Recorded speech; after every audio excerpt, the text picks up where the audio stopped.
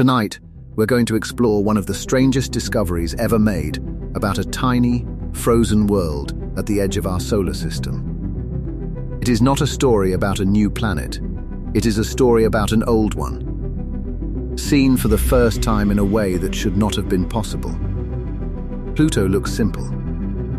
A small ball of ice, 3 billion miles from the sun. Too cold for weather, too distant for atmosphere, too quiet for anything interesting to happen there at all. That is what scientists believed for decades. A frozen, dead little world, drifting silently at the far edge of everything we know. But when the James Webb Space Telescope turned its mirrors toward Pluto, it found something that broke that picture completely. An atmosphere that should have frozen solid billions of years ago. Layers of haze stacked neatly above a landscape of nitrogen ice. Chemistry that should not exist in a place this cold and this far from any source of warmth. By the end of tonight, you're going to understand exactly what James Webb saw when it looked at Pluto, and why so many scientists are still trying to explain it. Before we get started, if you love exploring the depths of space as much as we do, take a second to like the video or subscribe. It's a simple action, but it helps this channel reach more curious minds like yours. So let's begin. Start with a number. 3,670,000,000 miles. That is Pluto's average distance from the Sun.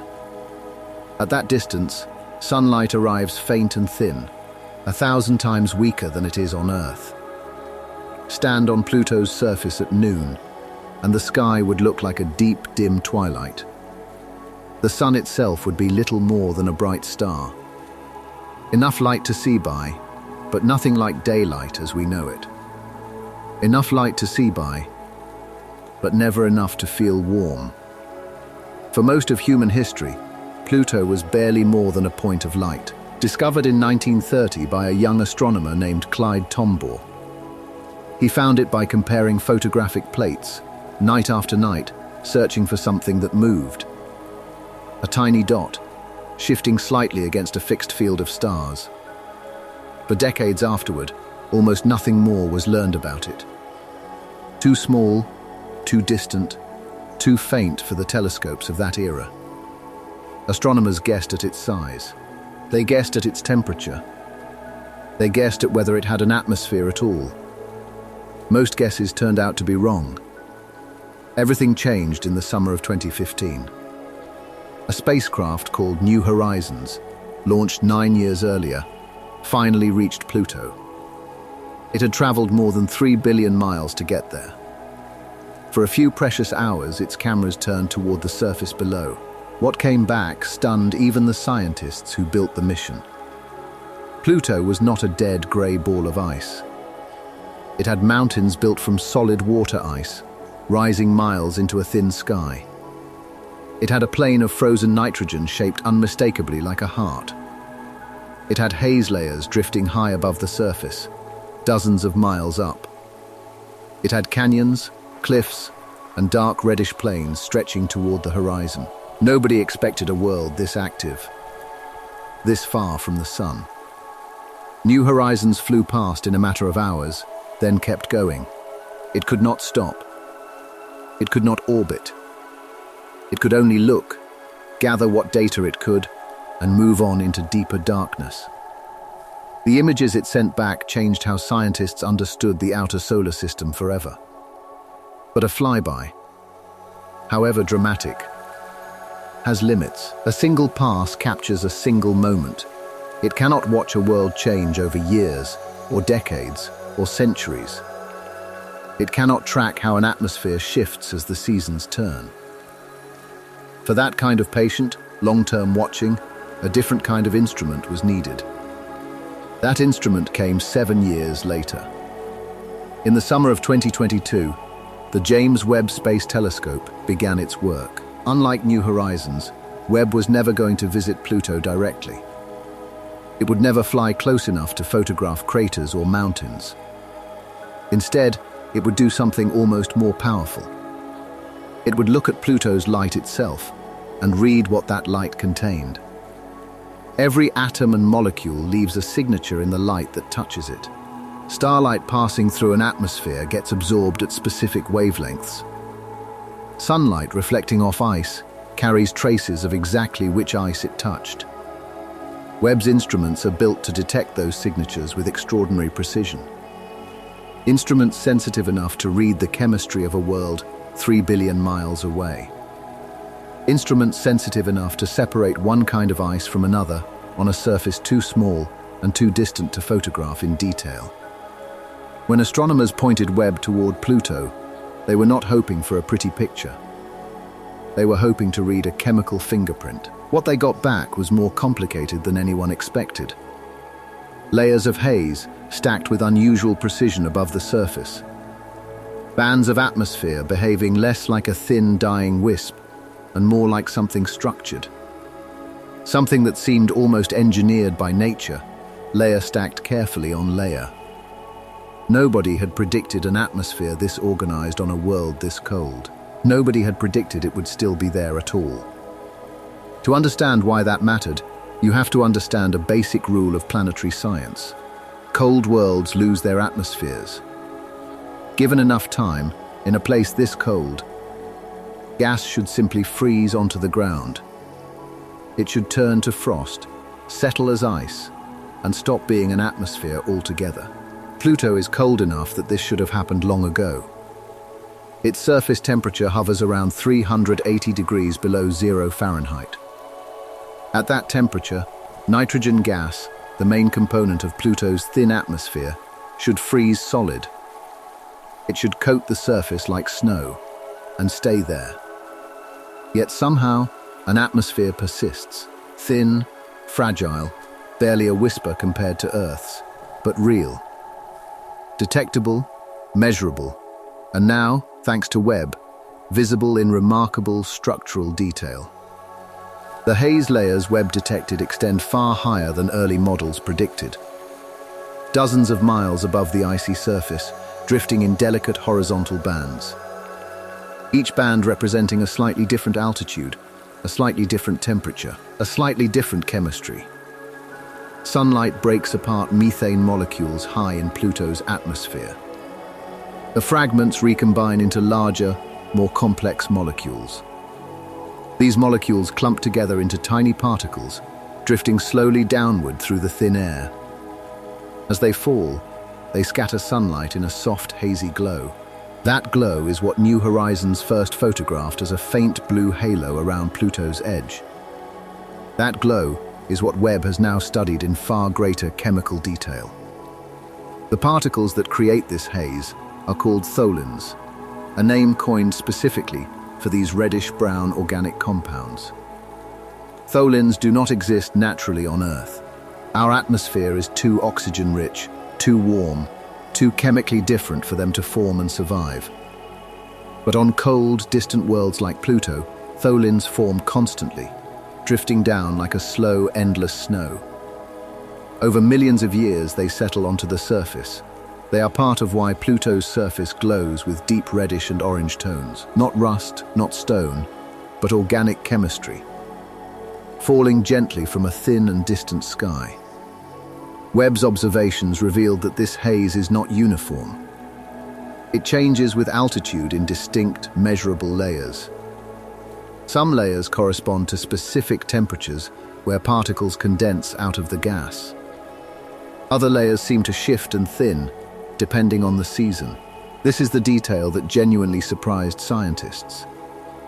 An atmosphere this thin should be too simple to organize itself this precisely. Yet Pluto's haze behaves with a structure closer to what you might expect on a much larger, warmer world. The question became obvious almost immediately.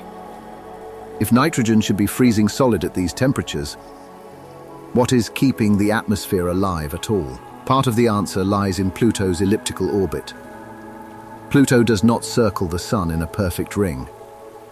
Its path is stretched into an oval, carrying it sometimes closer, sometimes farther from the Sun.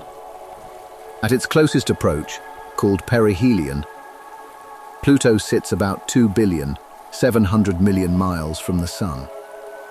At its farthest point, aphelion, that distance stretches to more than 4 billion, 600 million miles. The difference between those 2 points is enormous. Nearly 2 billion miles separate Pluto's closest approach from its farthest retreat. That difference matters enormously for a world this cold and this fragile. When Pluto is closer to the Sun, even slightly, it receives slightly more warmth. That small increase is enough to sublimate some of the frozen nitrogen on its surface. Sublimation means ice turning directly into gas, skipping the liquid stage entirely. This process thickens Pluto's atmosphere during the portion of its orbit closest to the Sun. New horizons happen to arrive during exactly this favorable window. Pluto had passed its closest approach to the Sun in 1989. By 2015, when New Horizons flew past, the atmosphere was still thickened from that recent warmth. Scientists caught Pluto near a seasonal peak, not in its permanent average state. This single fact reframes almost everything learned from that flyby. New Horizons did not photograph an eternal, unchanging Pluto. It photographed one particular season, on one particular part of a very long orbital year. Pluto's full orbit around the Sun takes 248 Earth years to complete. 248 years for a single Plutonian year to pass. A season on Pluto can last for decades at a time. Spring alone might stretch across 60 or 70 Earth years before summer even begins. No human has ever lived through one complete cycle of Pluto's seasons. Nobody alive today ever will. This is part of why Webb's observations matter so much. A single flyby captures a frozen instant. A telescope that can return, year after year, captures something closer to a story.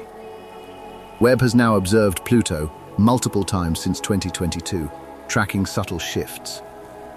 Changes in haze thickness, changes in surface brightness, changes that hint at ongoing seasonal transformation, slow and vast, unfolding over decades. As Pluto moves farther from the Sun in the coming years, temperatures will continue to drop. More nitrogen gas should refreeze onto the surface. The atmosphere, already thin, is expected to thin further still. Some models suggest that within a few decades, Pluto's atmosphere may collapse almost entirely. Not permanently, not forever, simply until Pluto's slow orbit swings it closer to warmth again, sometime in the next century. This single fact reframes what New Horizons and Webb together are really documenting. Not a static world, a breathing one, on a timescale almost too slow for humans to perceive directly. Inhaling a thickened atmosphere for decades near perihelion, exhaling it slowly back into frost as it drifts toward aphelion. A cycle lasting nearly 2.5 centuries, repeating patiently, indifferent to anyone watching. To picture the pace of this, imagine standing at Pluto's equator for a single Plutonian year. You would watch not 4 seasons, but 4 seasons stretched across 2.5 centuries. A winter beginning before your grandparents were born. A summer arriving only for your great-grandchildren to witness. Nothing on Pluto happens quickly. Even its weather moves at the pace of empires rising and falling on Earth. That slowness is part of what makes the James Webb data so valuable. It offers scientists a chance to catch Pluto mid-breath, mid-season, mid-transformation. A rare glimpse into a process too slow for any single human lifetime to fully observe. Now turn to the surface itself, the place where all of this atmospheric chemistry eventually lands. At the heart of Pluto, almost literally, sits a plane called Sputnik Planitia, named after the first artificial satellite. Launched by humanity in 1957, Sputnik Planitia is shaped, unmistakably and famously, like the left lobe of a heart. It spans roughly 650 miles across, a vast, smooth basin of frozen nitrogen. When New Horizons first sent back images of this heart-shaped feature, the world noticed immediately.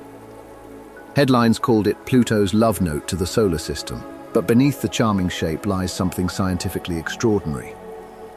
Sputnik Planitia is not just ice, it is ice in motion, slowly, visibly, like a frozen ocean flowing in impossibly slow waves.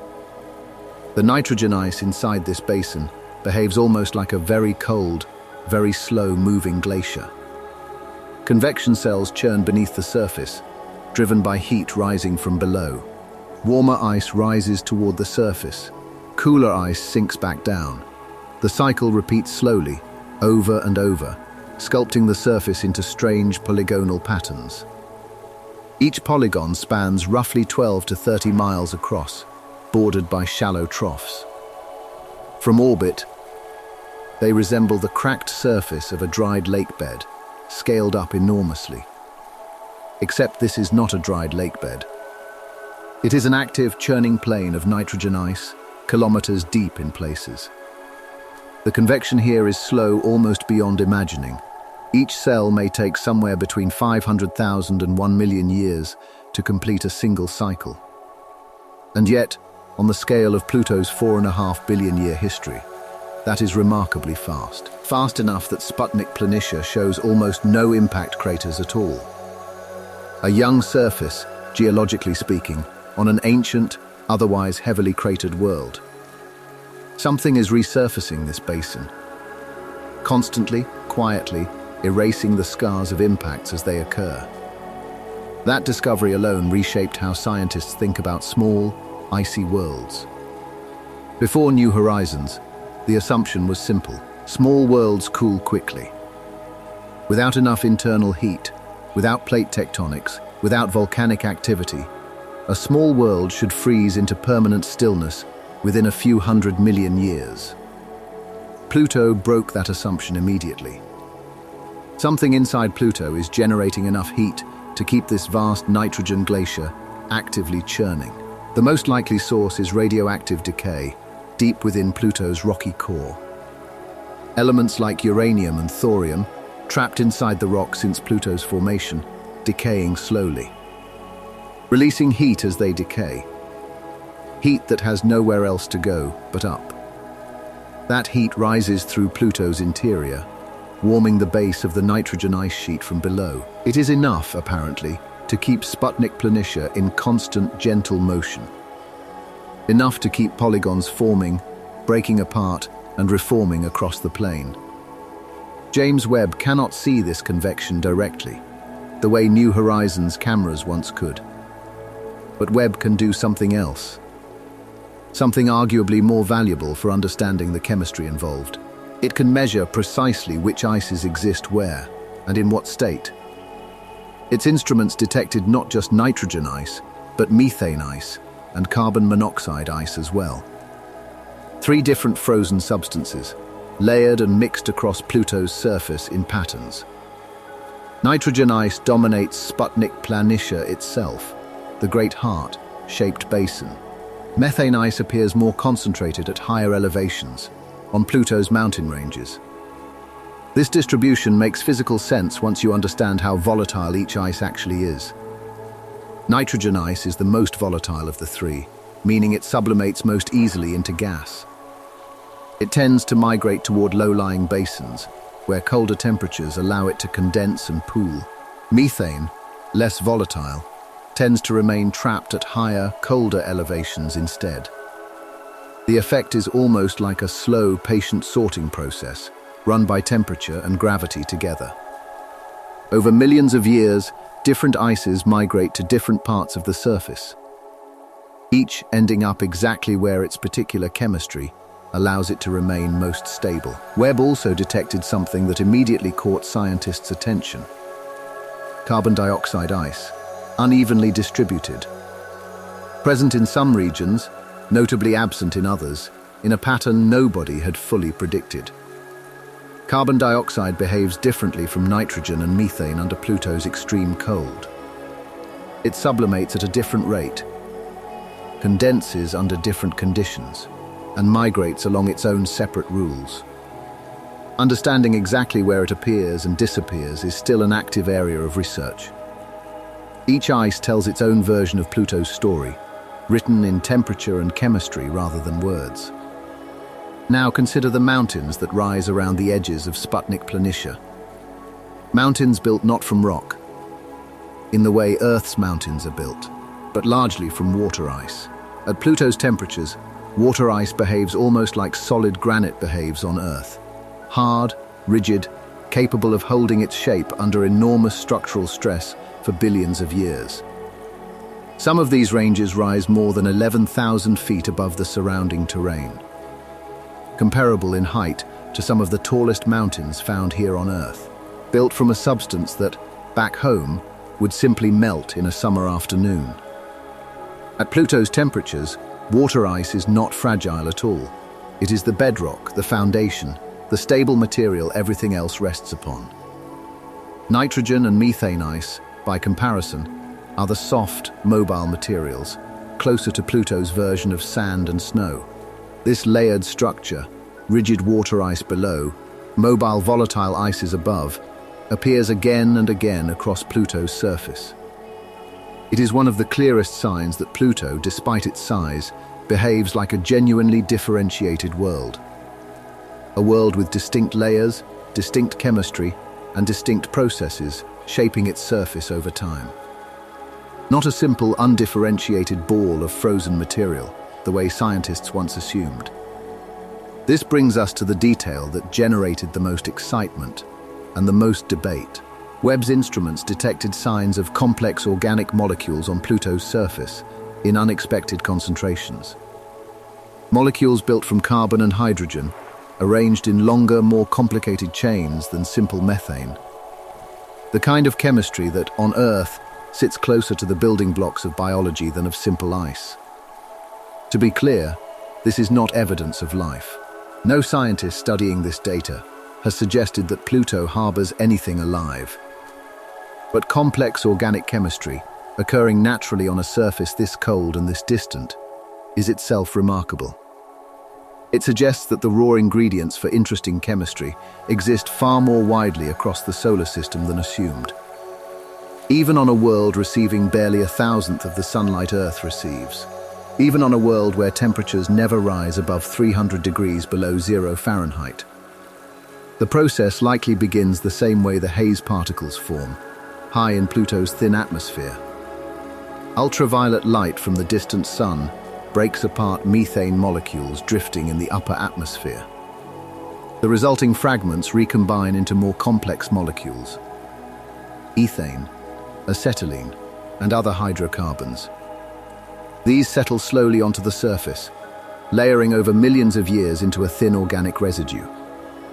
Combined with nitrogen and trace amounts of other compounds, the chemistry grows more elaborate still. Some scientists describe this as a kind of natural chemistry laboratory, running patiently for billions of years. No life required, only time, cold, and the steady rain of particles from above. Now consider one more thread of this story, one that connects directly to the question of habitability. Beneath Sputnik Planitia, some scientists suspect, may lie a hidden ocean of liquid water. The idea sounds almost impossible on a world this cold, this far from any warmth. But the evidence, while indirect, is genuinely intriguing to planetary scientists. Sputnik Planitia sits almost perfectly aligned with Pluto's tidal axis, facing its largest moon, Charon. That alignment is statistically unlikely to occur by pure chance. One explanation involves a subsurface layer of liquid water, denser than the ice above it. If such a layer exists, it would add extra mass beneath the basin. That extra mass could have pulled Sputnik Planitia into its current, precisely tidally locked position over time. A liquid ocean, buried beneath dozens of miles of solid ice, kept from freezing by internal heat. The same radioactive decay that drives the slow convection in the nitrogen ice above. If real, this ocean would be shielded from the deadly cold and vacuum of space by an enormous ice shell. Insulated, protected, kept liquid for potentially billions of years by heat rising slowly from Pluto's rocky core. This is not confirmed. It remains a hypothesis, built from gravity measurements, surface geology, and careful modeling. But it is a hypothesis taken seriously by much of the planetary science community. And it connects Pluto to a much larger, much stranger pattern found across the outer solar system. To understand that pattern, we need to widen the frame beyond Pluto itself. Pluto does not orbit the Sun in isolation. It exists inside a vast structure called the Kuiper Belt, a ring of icy bodies beyond Neptune. The Kuiper Belt begins roughly at Neptune's orbit and extends outward for billions of additional miles. Inside it drift hundreds of thousands of icy objects, ranging from small chunks of rock to worlds like Pluto itself. Most are far too small and far too dim for any telescope to study in detail. A handful like Pluto, Eris, Haumea, and Makemake are large enough to be classified as dwarf planets. For most of history, this entire region was completely invisible to human eyes. The first Kuiper Belt object beyond Pluto was not even discovered until 1992. Before that, astronomers suspected such a region might exist, based on mathematical models alone. They had no direct proof. Now, thousands of Kuiper Belt objects have been catalogued, and countless more remain undiscovered. Each one a frozen relic, largely unchanged since the early formation of the solar system. This is part of what makes the Kuiper Belt so scientifically valuable. Unlike the inner planets, which have been reshaped by billions of years of volcanic and geological activity, Kuiper Belt objects remain mostly frozen in time. Cold enough, distant enough, and quiet enough that their original material has barely changed since formation. Studying Pluto, in this context, is a little like studying a very well-preserved fossil. A fossil not of ancient life, but of the ancient solar system itself, frozen at its very birth. The materials locked into Pluto's ice were likely present when the solar system first began forming, 4.5 billion years ago. Nitrogen, methane, carbon monoxide, all present in roughly their original proportions, barely altered by time. This is why Webb's chemical readings matter so much to scientists studying the solar system's early history. Every molecule detected on Pluto's surface is, in a real sense, a message from the deep past.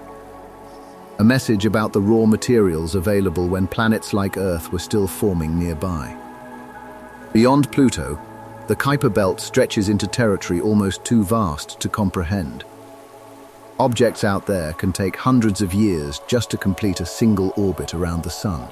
Sunlight, already faint at Pluto's distance, grows fainter still the farther out you travel.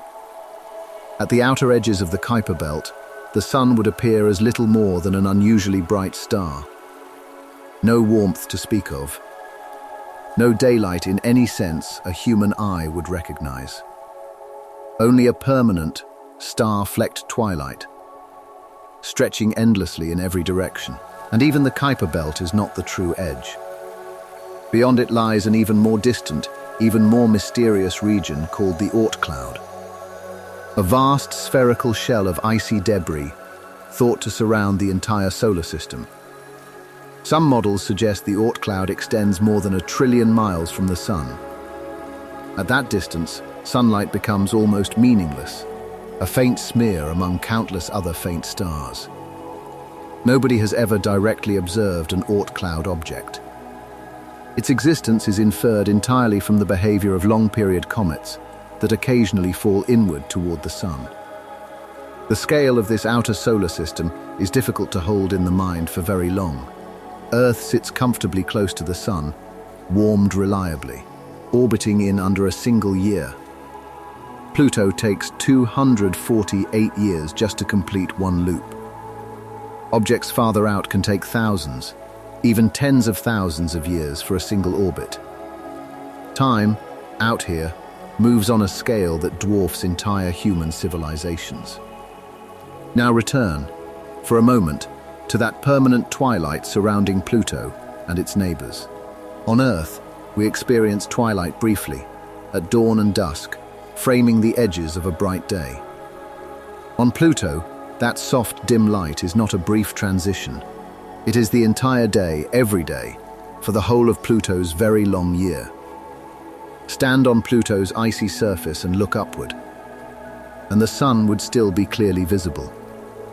Bright enough to cast shadows, bright enough to warm the air by a fraction of a degree, but nothing close to the blinding daylight familiar to anyone standing on Earth. Some scientists have compared it to standing outside on Earth about 45 minutes after sunset. Enough light to move safely. Enough light to see the horizon, the shapes of nearby mountains, the texture of the ice beneath your feet. Never enough light to call it day in any conventional sense. This permanent dimness shapes everything about how Pluto's atmosphere behaves. Photochemistry, the process of sunlight breaking apart molecules high in the atmosphere, still occurs, just far more slowly. It takes far longer for ultraviolet light to build up the haze particles that give Pluto its subtle blue-gray glow. Everything on Pluto happens at a slower, gentler pace than the equivalent process would unfold on Earth. Slower chemistry, slower seasons, slower geology, slower everything, governed by a sun too distant to hurry anything along. And yet, despite that slowness, Pluto is anything but inactive. This is perhaps the deepest lesson from everything James Webb and New Horizons together have revealed. Activity does not require heat in the way Earth-based intuition assumes. It does not require sunlight, warmth, or proximity to a star to remain interesting, complex, or even potentially habitable. To understand why that idea matters so much, it helps to look elsewhere in the solar system. Not at Pluto, but at a handful of icy moons orbiting much closer to the Sun than Pluto does. Consider Europa, one of Jupiter's 4 largest moons, discovered by Galileo in 1610. From the outside, Europa looks almost as cold and lifeless as Pluto. A smooth, icy shell, crisscrossed with long reddish-brown cracks, reflecting sunlight brightly across its surface. But scientists have strong evidence that beneath that icy shell lies a genuine liquid water ocean. An ocean that may contain more liquid water than all of Earth's oceans combined. Kept liquid not by sunlight, which barely reaches Europa's icy surface, but by tidal heating from Jupiter's immense gravity. As Europa orbits Jupiter, the giant planet's gravity stretches and flexes the moon's interior constantly. That flexing generates friction, and friction generates heat deep inside Europa, far from any sunlight. Enough heat, apparently, to maintain a liquid ocean beneath dozens of miles of solid ice. Consider also Enceladus, a much smaller moon orbiting Saturn, barely 300 miles across.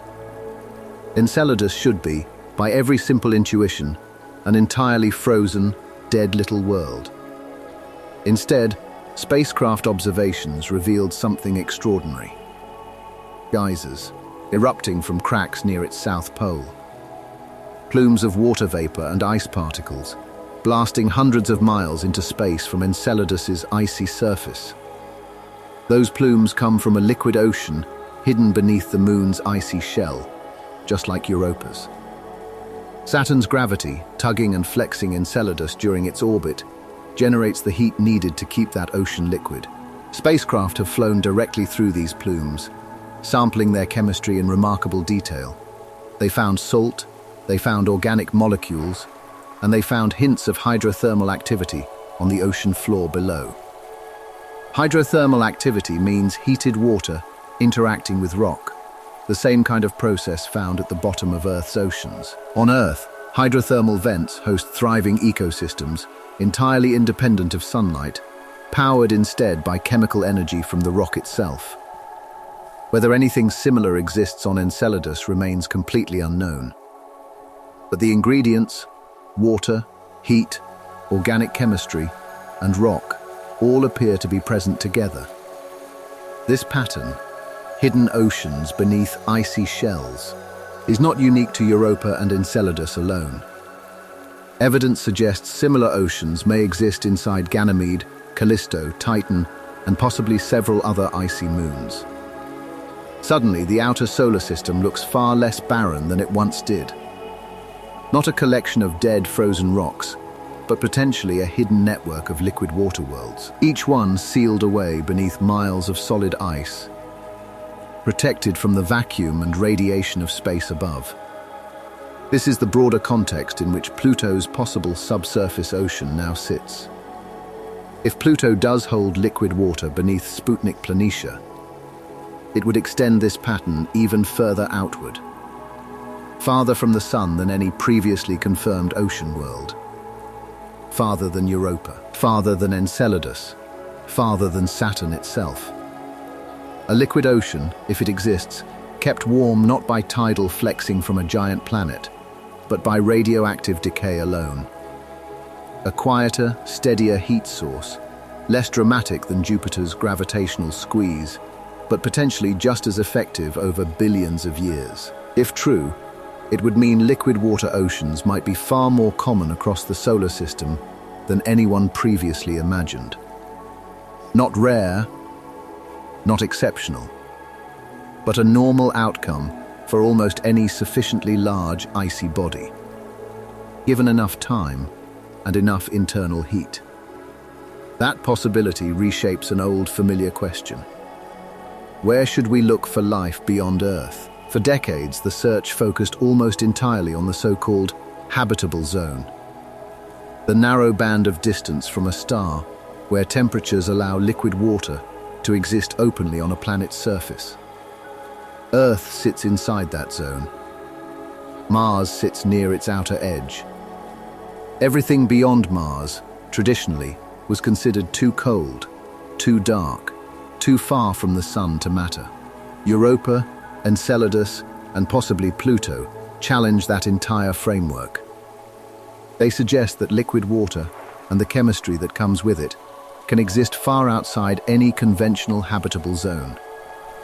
Hidden beneath ice, warmed from within rather than from above, shielded from starlight rather than dependent on it. This does not mean life exists on any of these worlds. Nobody claims that, and no evidence currently supports that.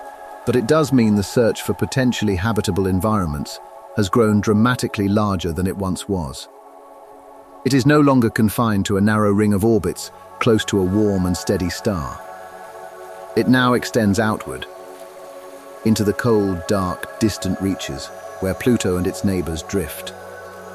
This is, in many ways, the quiet significance behind Webb's observations of Pluto. Not a single dramatic discovery, but a steady accumulation of small, careful details. Details that, together, suggest the outer solar system is far more chemically alive than anyone once assumed.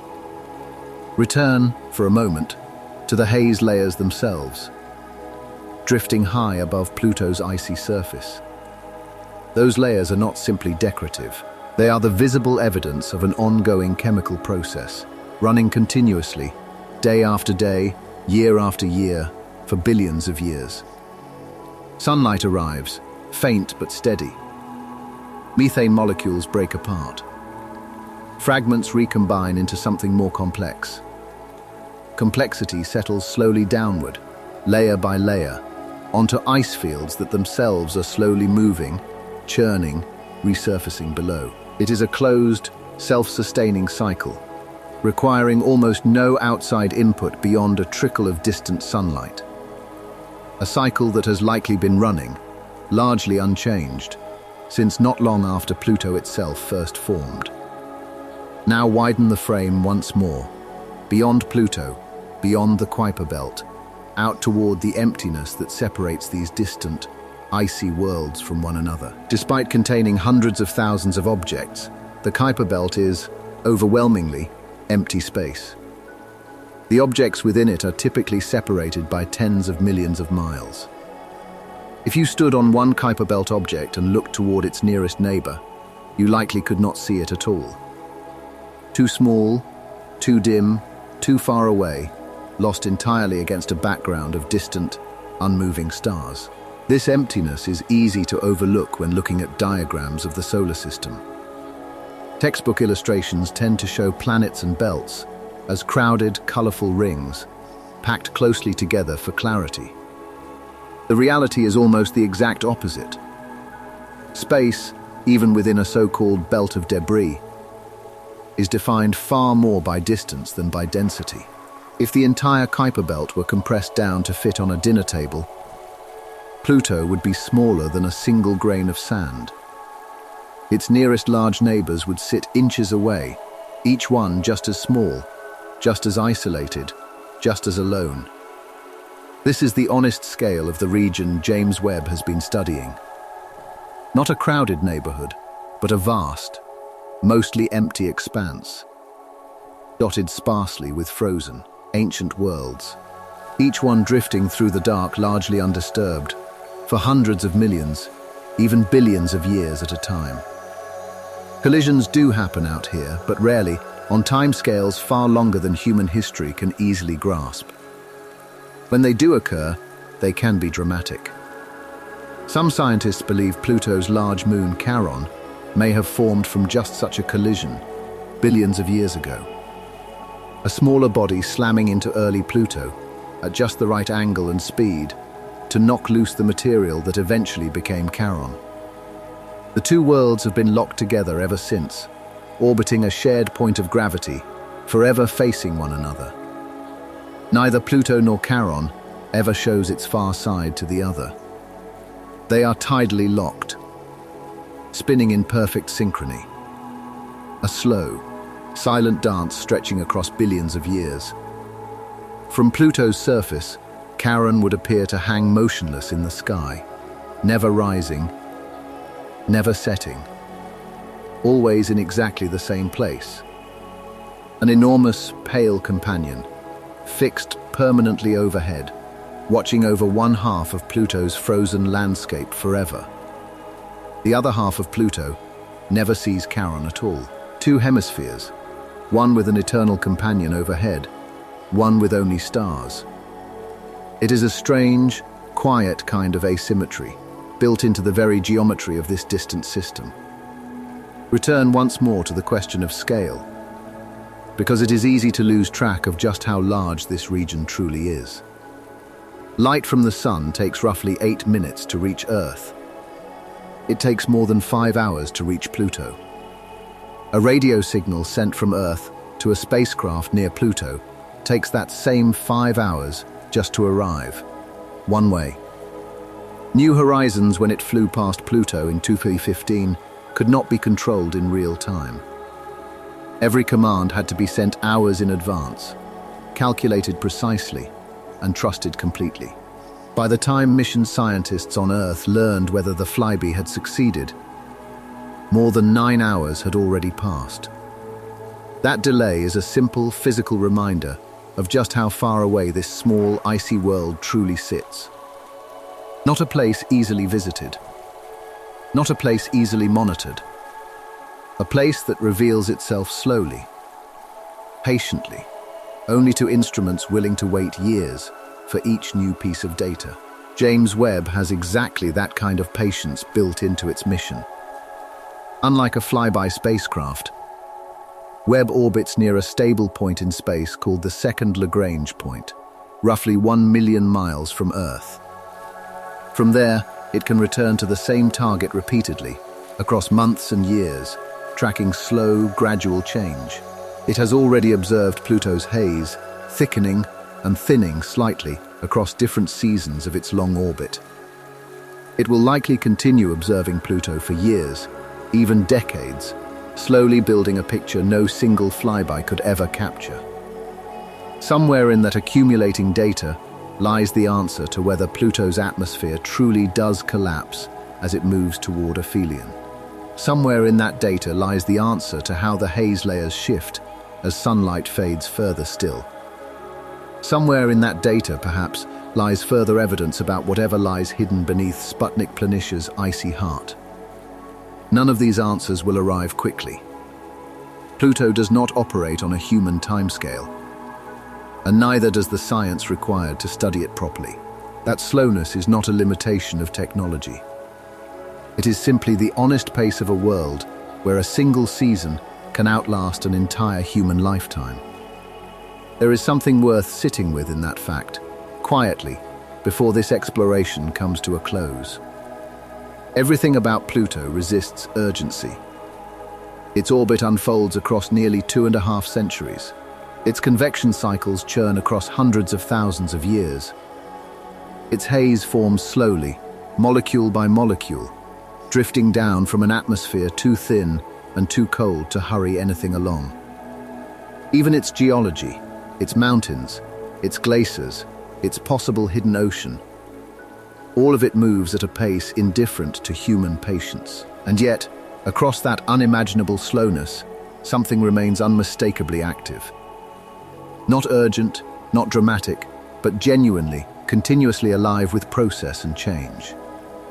That may be the truest lesson buried inside everything James Webb has revealed about this small, distant world. Activity does not require speed. Complexity does not require warmth. Interest does not require proximity to a star, or daylight, or any of the conditions Earth has taught us to expect.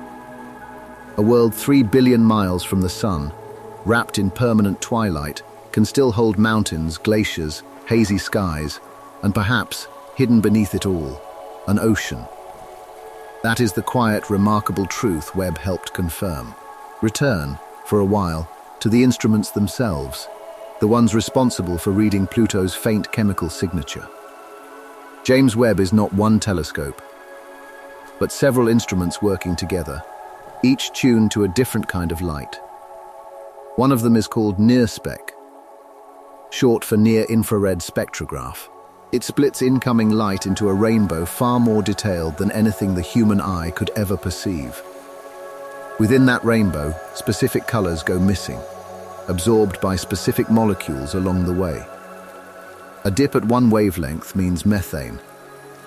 A dip at another means carbon monoxide.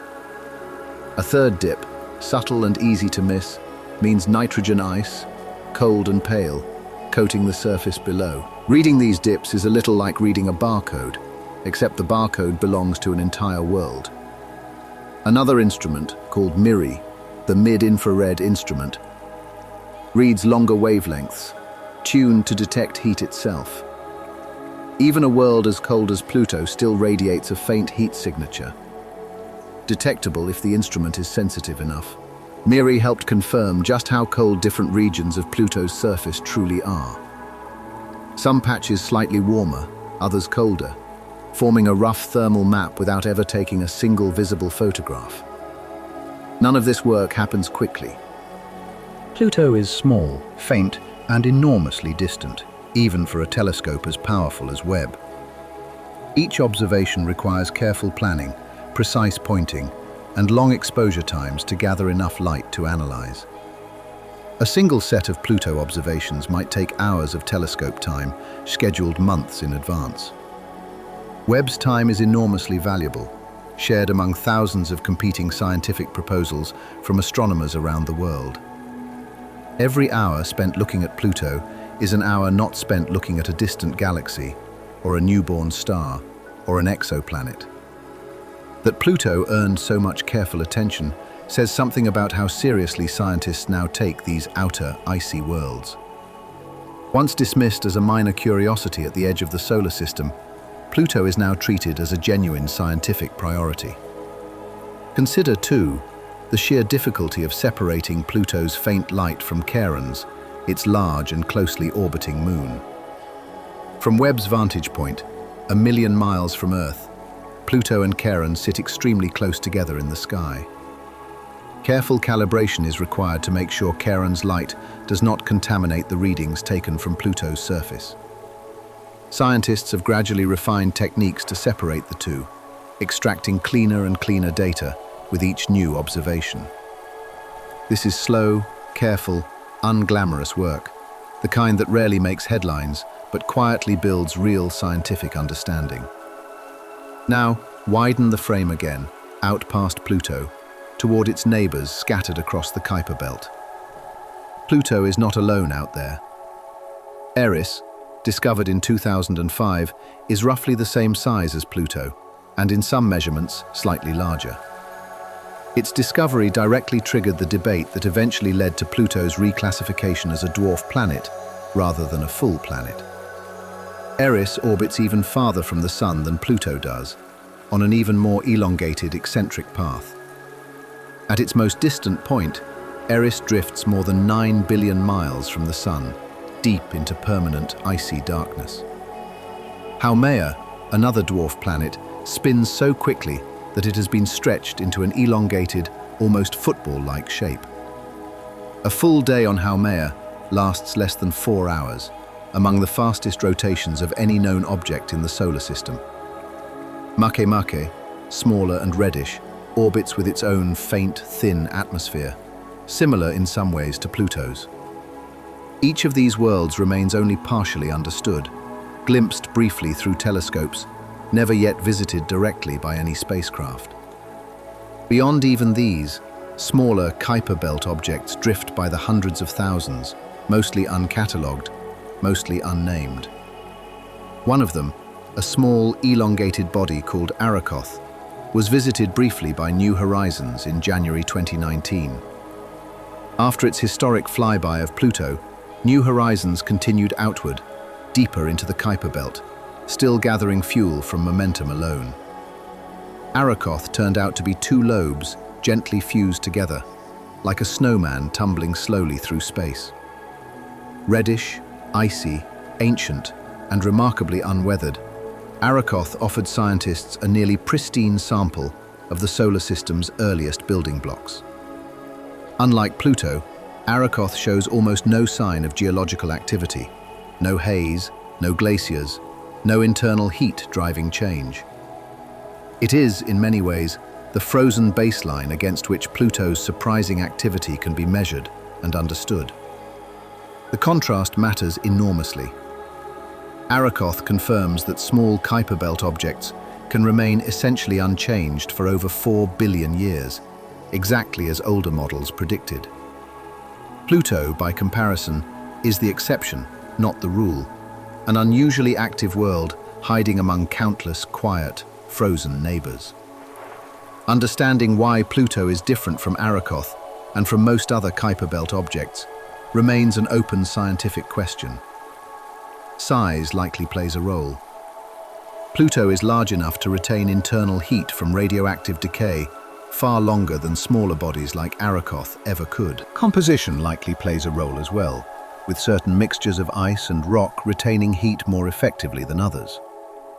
Even Pluto's particular orbital history, including its long relationship with Charon, may have contributed extra heat through tidal interactions long ago. Early in their shared history, before settling into their current perfectly locked orbit, Pluto and Charon likely tugged at one another more forcefully. That early tidal flexing could have generated significant heat, enough to help kickstart the internal activity still visible today. Over time, as their orbits stabilized and locked into place, that early source of heat would have faded considerably. What remains now is largely the slower, steadier heat of radioactive decay, quietly sustaining Pluto's activity across billions of years since. Turn now toward Charon itself, Pluto's constant companion, half the diameter of Pluto, and remarkably active in its own right. New Horizons photographed Charon's surface in detail during the same historic flyby that revealed Sputnik Planitia. It found canyons stretching far deeper and longer than anything found on Earth, including one system over 1,100 miles long. It found evidence of a vast, ancient ocean, likely frozen solid long ago, that may once have existed beneath Charon's icy crust. As that ocean froze billions of years ago, it would have expanded, cracking Charon's rigid outer shell from within. Those ancient cracks may be exactly what New Horizons photographed as Charon's enormous canyon systems. A moon carrying the frozen scars of its own long-vanished ocean, written permanently across its icy surface.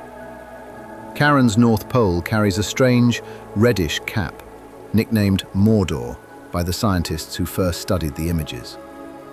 That reddish material likely originates from Pluto itself, gas escaping its thin atmosphere and drifting slowly across space to Charon. Trapped by Charon's extreme cold, that gas freezes onto the surface, then breaks down under sunlight into the same reddish tholins found on Pluto. Two worlds, tidally locked together, quietly exchanging material across the empty space between them for millions of years running. It is a strange, intimate kind of relationship, playing out in almost total silence, far from any watching eyes. Now return to the question of habitability, and consider it more carefully in light of everything gathered so far. Habitability does not mean the presence of life. It means the presence of conditions under which life, if it existed, could plausibly survive and function. Liquid water is usually considered the single most important ingredient, more important even than warmth or sunlight. Energy is the second ingredient, some source of usable power to drive chemical reactions and sustain any hypothetical biology. On Earth, that energy comes primarily from sunlight, captured by plants and other organisms through photosynthesis. But sunlight is not the only possible energy source, even on Earth itself. Deep beneath the ocean's surface, far from any sunlight, hydrothermal vents release heat and chemicals from the planet's interior. Entire ecosystems thrive around those vents, independent of the sun entirely, powered instead by chemistry rising from the rock below. Tube worms, blind shrimp, and countless microorganisms flourish in total darkness, kilometers beneath the ocean's surface. If a similar process exists on Europa or Enceladus, or possibly Pluto, a similar kind of ecosystem becomes at least chemically conceivable. This does not mean it exists. It means the physical requirements are not automatically disqualifying, the way they once seemed to be for any world this cold and distant. The third ingredient, often overlooked, is simply time. Life, as far as anyone understands it, requires long, stable stretches of consistent conditions to emerge and develop. Pluto's possible ocean, if it exists, has likely remained liquid, protected beneath its icy shell for a very long time. Potentially billions of years, largely undisturbed by the surface conditions changing dramatically above. Whether that stability is enough, on its own, to allow anything resembling life to emerge, remains entirely unknown. Scientists are careful, appropriately careful, not to overstate what current evidence actually shows. There is no direct evidence of biology anywhere beyond Earth. Not on Mars, not on Europa, not on Enceladus, and certainly not on Pluto. What exists instead is a growing list of places where the basic ingredients, water, energy, and time, might plausibly come together. Pluto's addition to that list is recent, tentative, and still very much under active scientific debate. But its addition alone marks a significant shift in how planetary scientists think about the outer solar system as a whole. A world once dismissed as too small, too cold, and too dead to matter now sits on a growing list of places worth watching closely. Consider for a moment just how recently this entire shift has happened. For most of the 20th century, Pluto was barely more than a faint dot, its surface entirely unresolved by any telescope on Earth. Even the Hubble Space Telescope, launched in 1990, could only make out the vaguest, blurriest patterns of light and dark across its surface. Detailed maps of Pluto did not exist until New Horizons arrived in 2015, less than a decade before this very telescope observation. Detailed chemical analysis of Pluto's atmosphere and surface ices did not exist in earnest until James Webb began its work in 2022.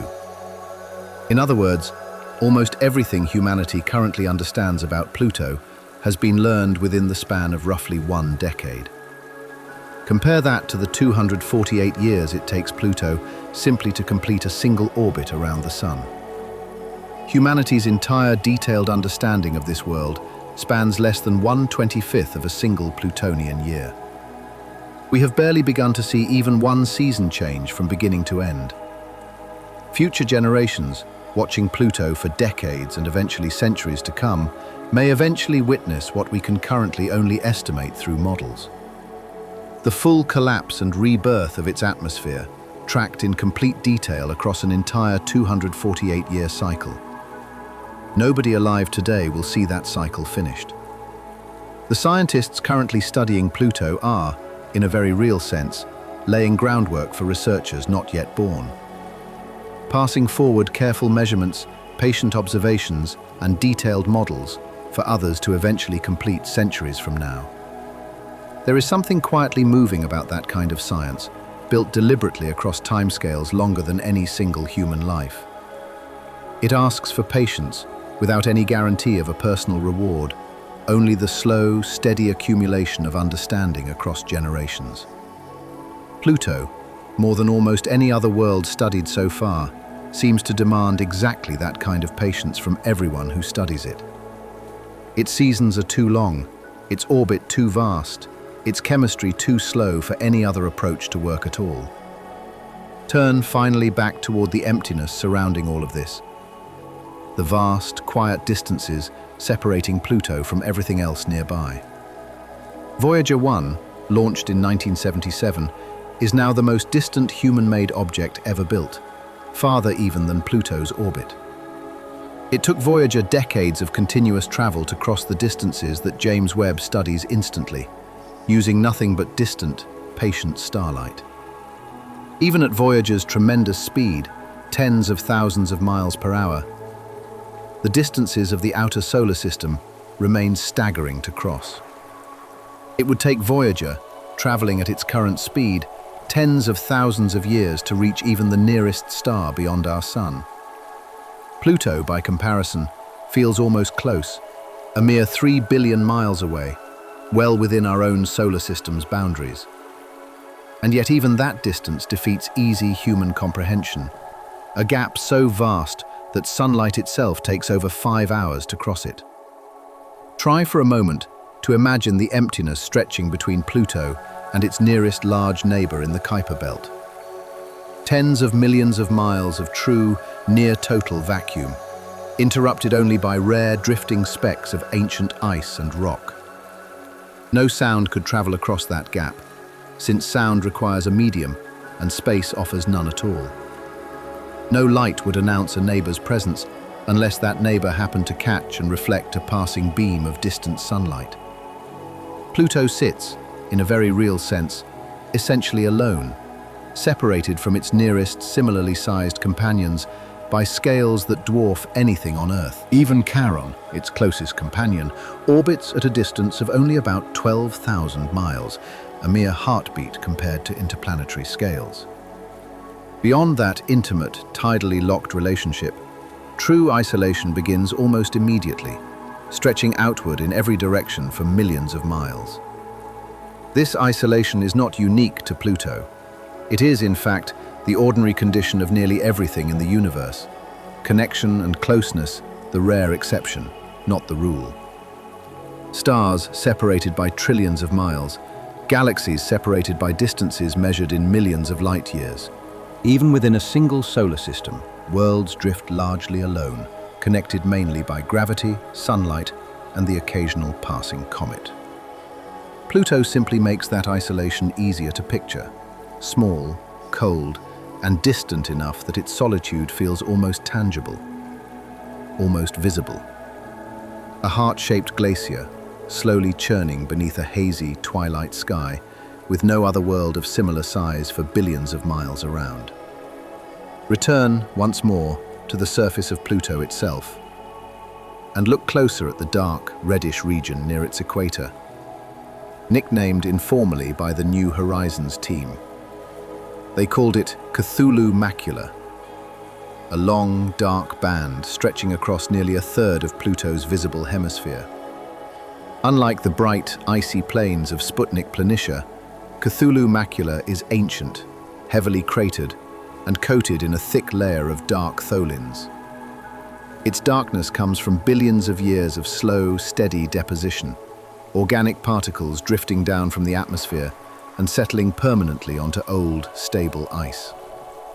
Because this region shows so many craters, scientists believe it has remained largely unchanged for most of Pluto's 4.5 billion-year history. It stands in sharp contrast to the youthful, crater-free plains of Sputnik Planitia, sitting just a short distance away on the same small world. Two neighboring regions, one ancient and static, one young and constantly renewing itself, existing side by side on the very same planet.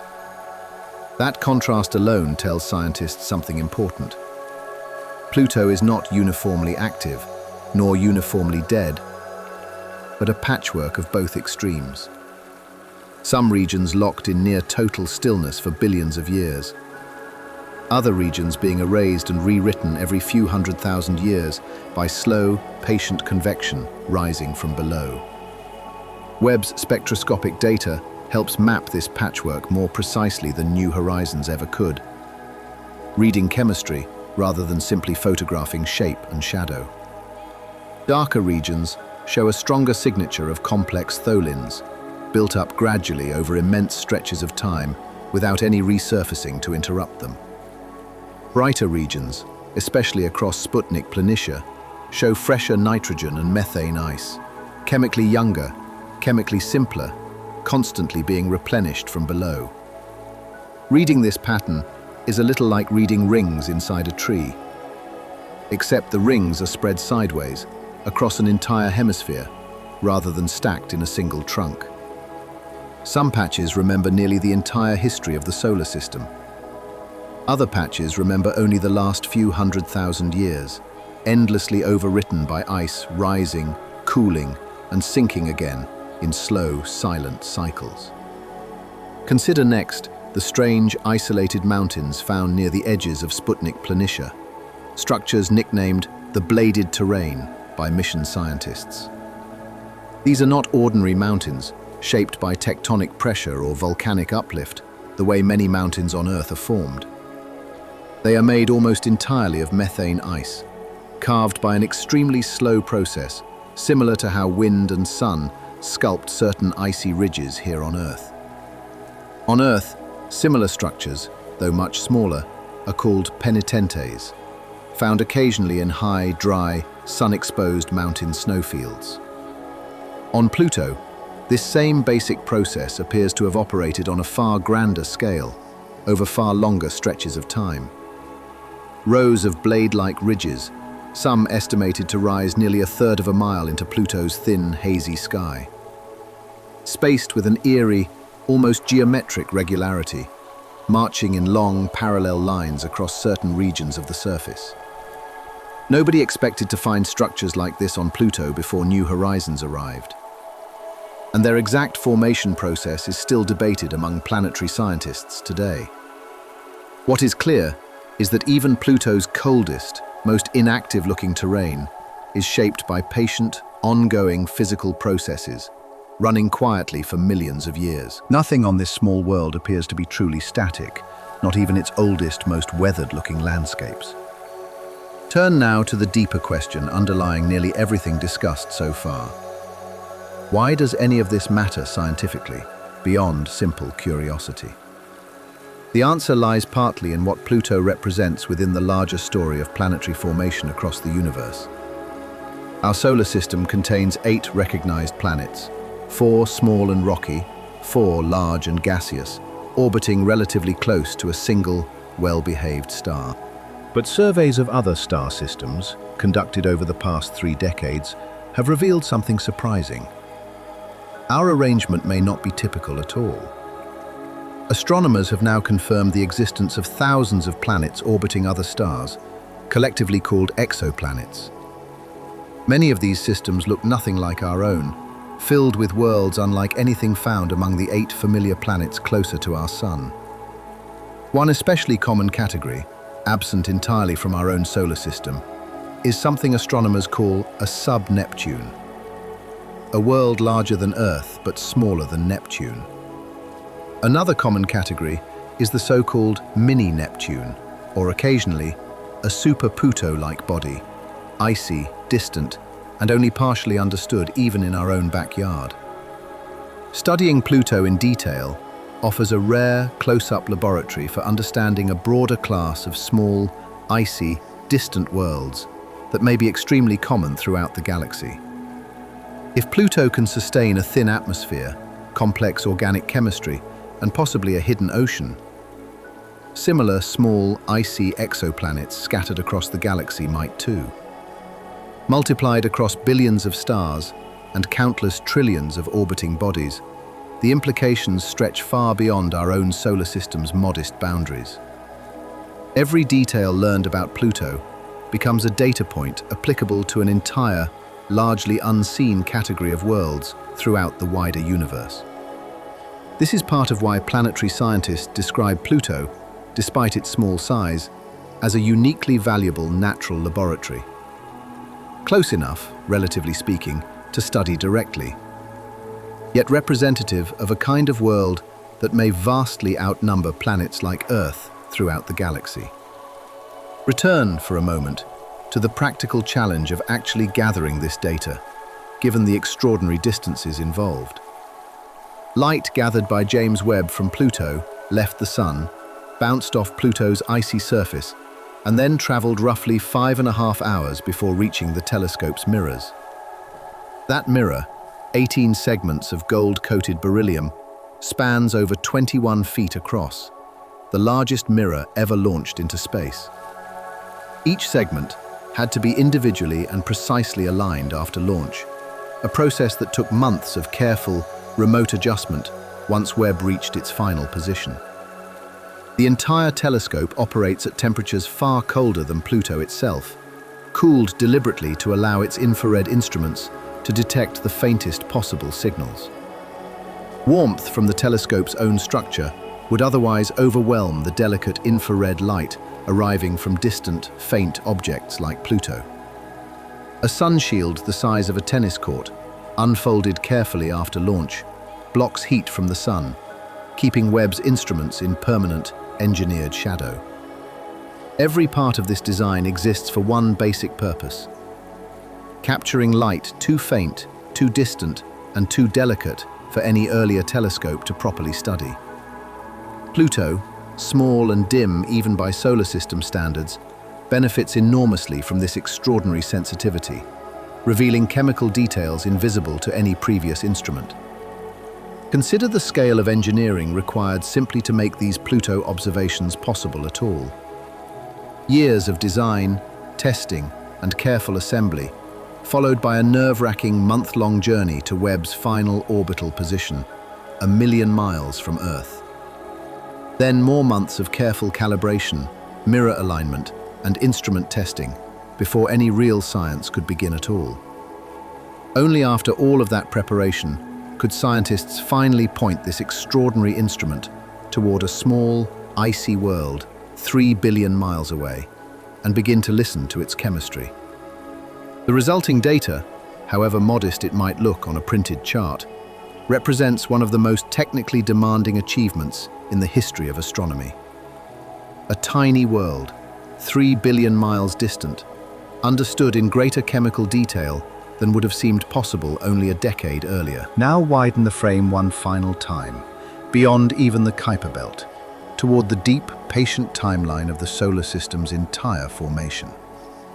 Roughly 4.5 billion years ago, a vast cloud of gas and dust began to collapse under its own gravity, somewhere in an unremarkable arm of the galaxy. Most of that material fell inward, compressing and heating until it ignited, becoming the Sun at the very center of the newly forming system. The leftover material spread into a wide, flattened disk, spinning slowly around the young star, gradually clumping together into countless small, growing bodies. Closer to the Sun, where temperatures were higher, only rock and metal could remain solid, eventually forming worlds like Earth, Venus, Mercury, and Mars. Farther out, beyond a boundary scientists call the frost line, temperatures dropped low enough for ices, water, methane, and nitrogen to remain solid as well. Beyond that boundary, planets could grow far larger, gathering not just rock, but enormous quantities of ice and gas, eventually forming giants like Jupiter, Saturn, Uranus, and Neptune. And beyond even those giant planets, in the coldest, most distant reaches of the forming disk, smaller, icy bodies gathered more slowly, more sparsely, into worlds like Pluto. Pluto likely formed from countless smaller icy planetesimals, gradually merging together over millions of years in the cold, quiet outskirts of the solar system. It never grew large enough to clear its orbital neighborhood of debris, one of the key reasons it was reclassified as a dwarf planet rather than a full planet in 2006.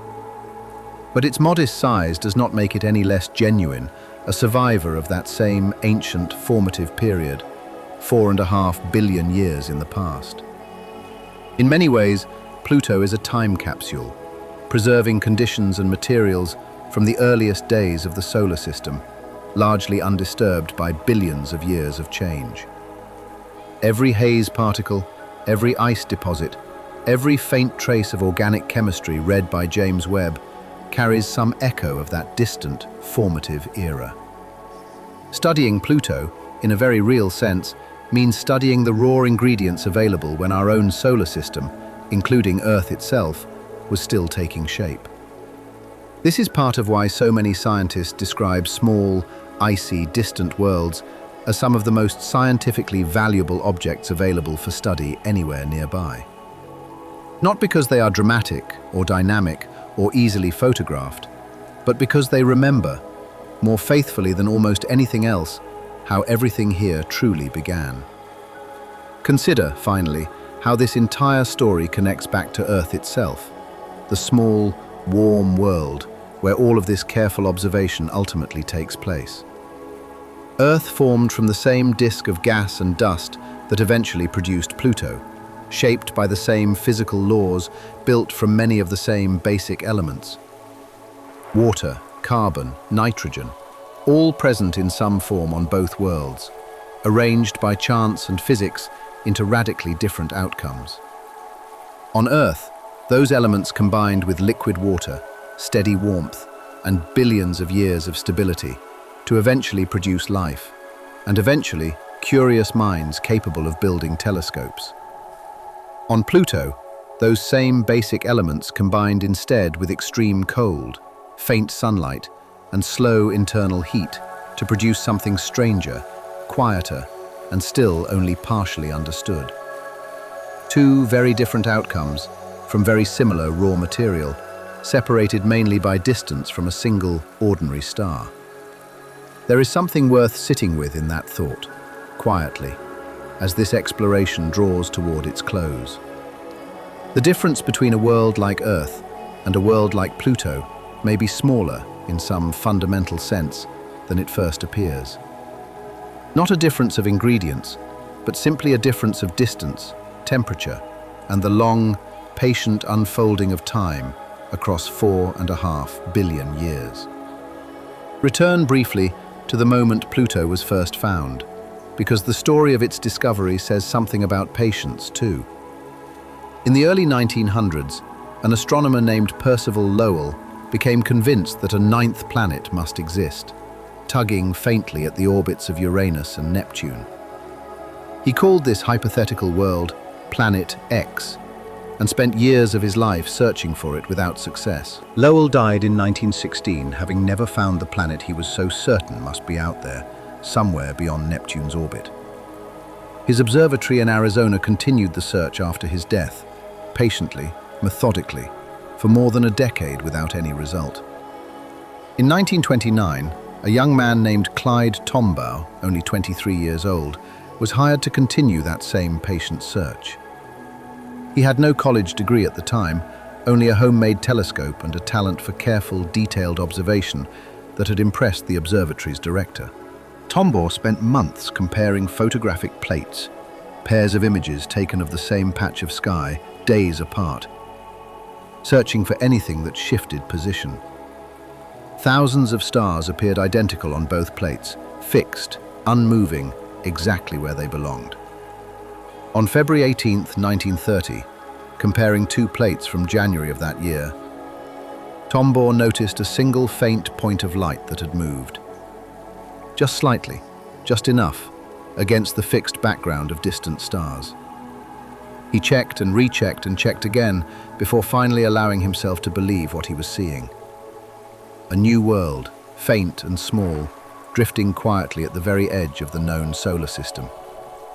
The discovery was announced on March 13, 1930, chosen deliberately to mark both Lowell's birthday and the anniversary of Uranus's own discovery, decades earlier.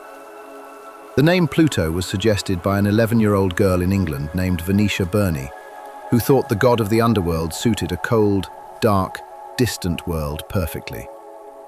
For 62 years afterward, Pluto remained the ninth and final planet, taught in classrooms, printed on posters, memorized by generations of schoolchildren everywhere. That changed slowly, beginning in the 1990s, as astronomers began discovering other icy bodies in the same distant region where Pluto orbits. By the early 2000s, it had become clear that Pluto was not unique, but simply one of many similar objects populating the vast Kuiper belt. The 2005 discovery of Eris, comparable in size to Pluto, forced the issue directly. If Pluto counted as a planet, astronomers reasoned, then Eris, and likely several other Kuiper belt objects, would need to count as planets too. In 2006, the International Astronomical Union voted to create a new category instead, called dwarf planet, and Pluto was reclassified into it.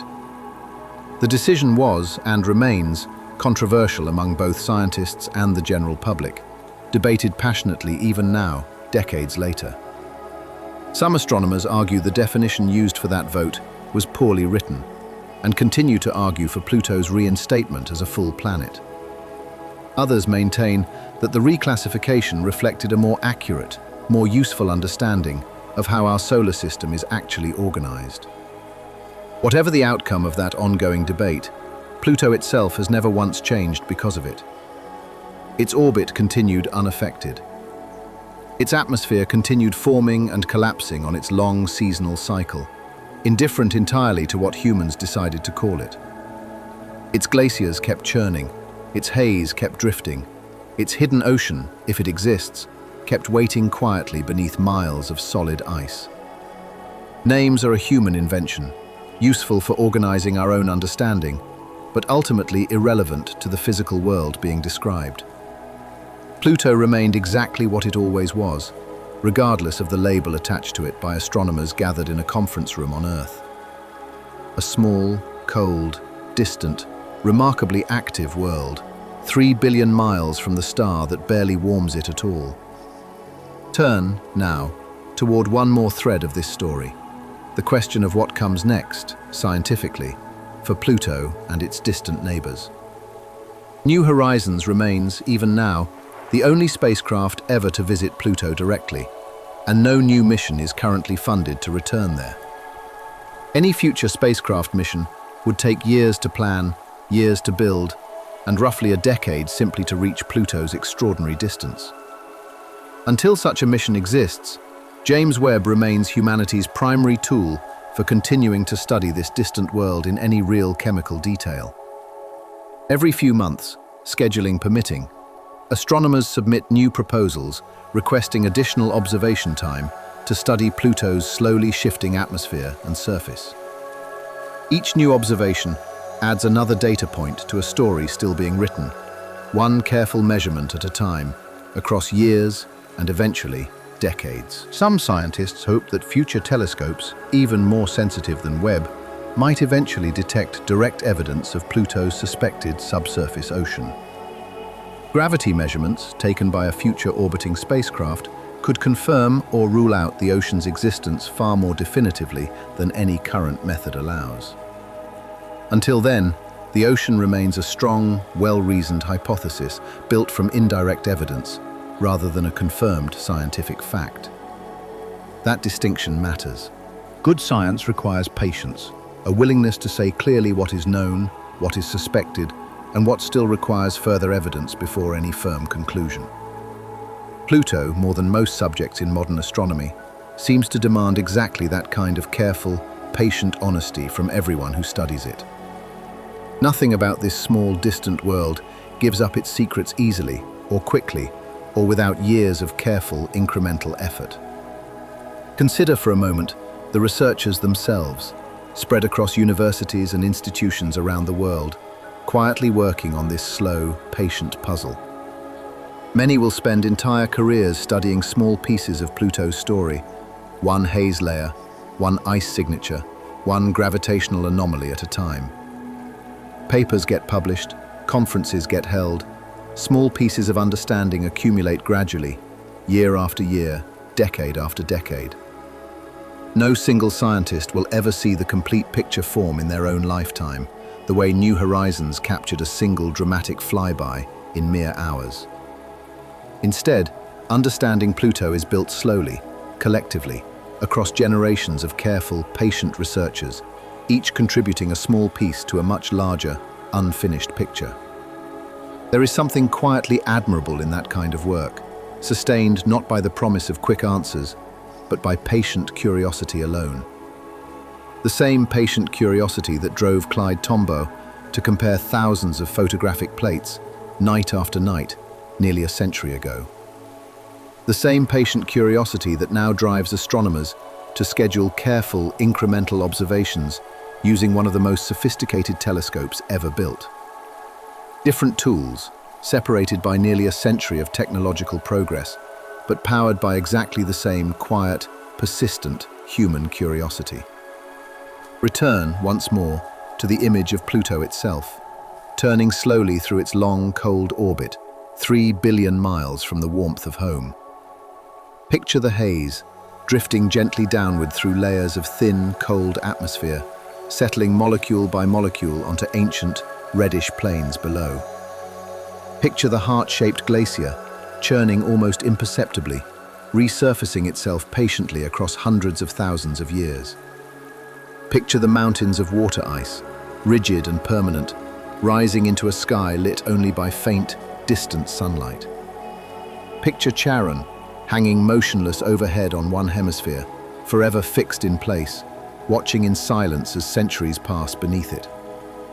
Picture, if it exists, a dark and silent ocean, sealed beneath miles of solid ice, kept liquid only by the slow decay of ancient radioactive elements. None of it hurried. None of it urgent. All of it patient, unfolding at a pace that dwarfs any single human life, any single human career, any single human civilization.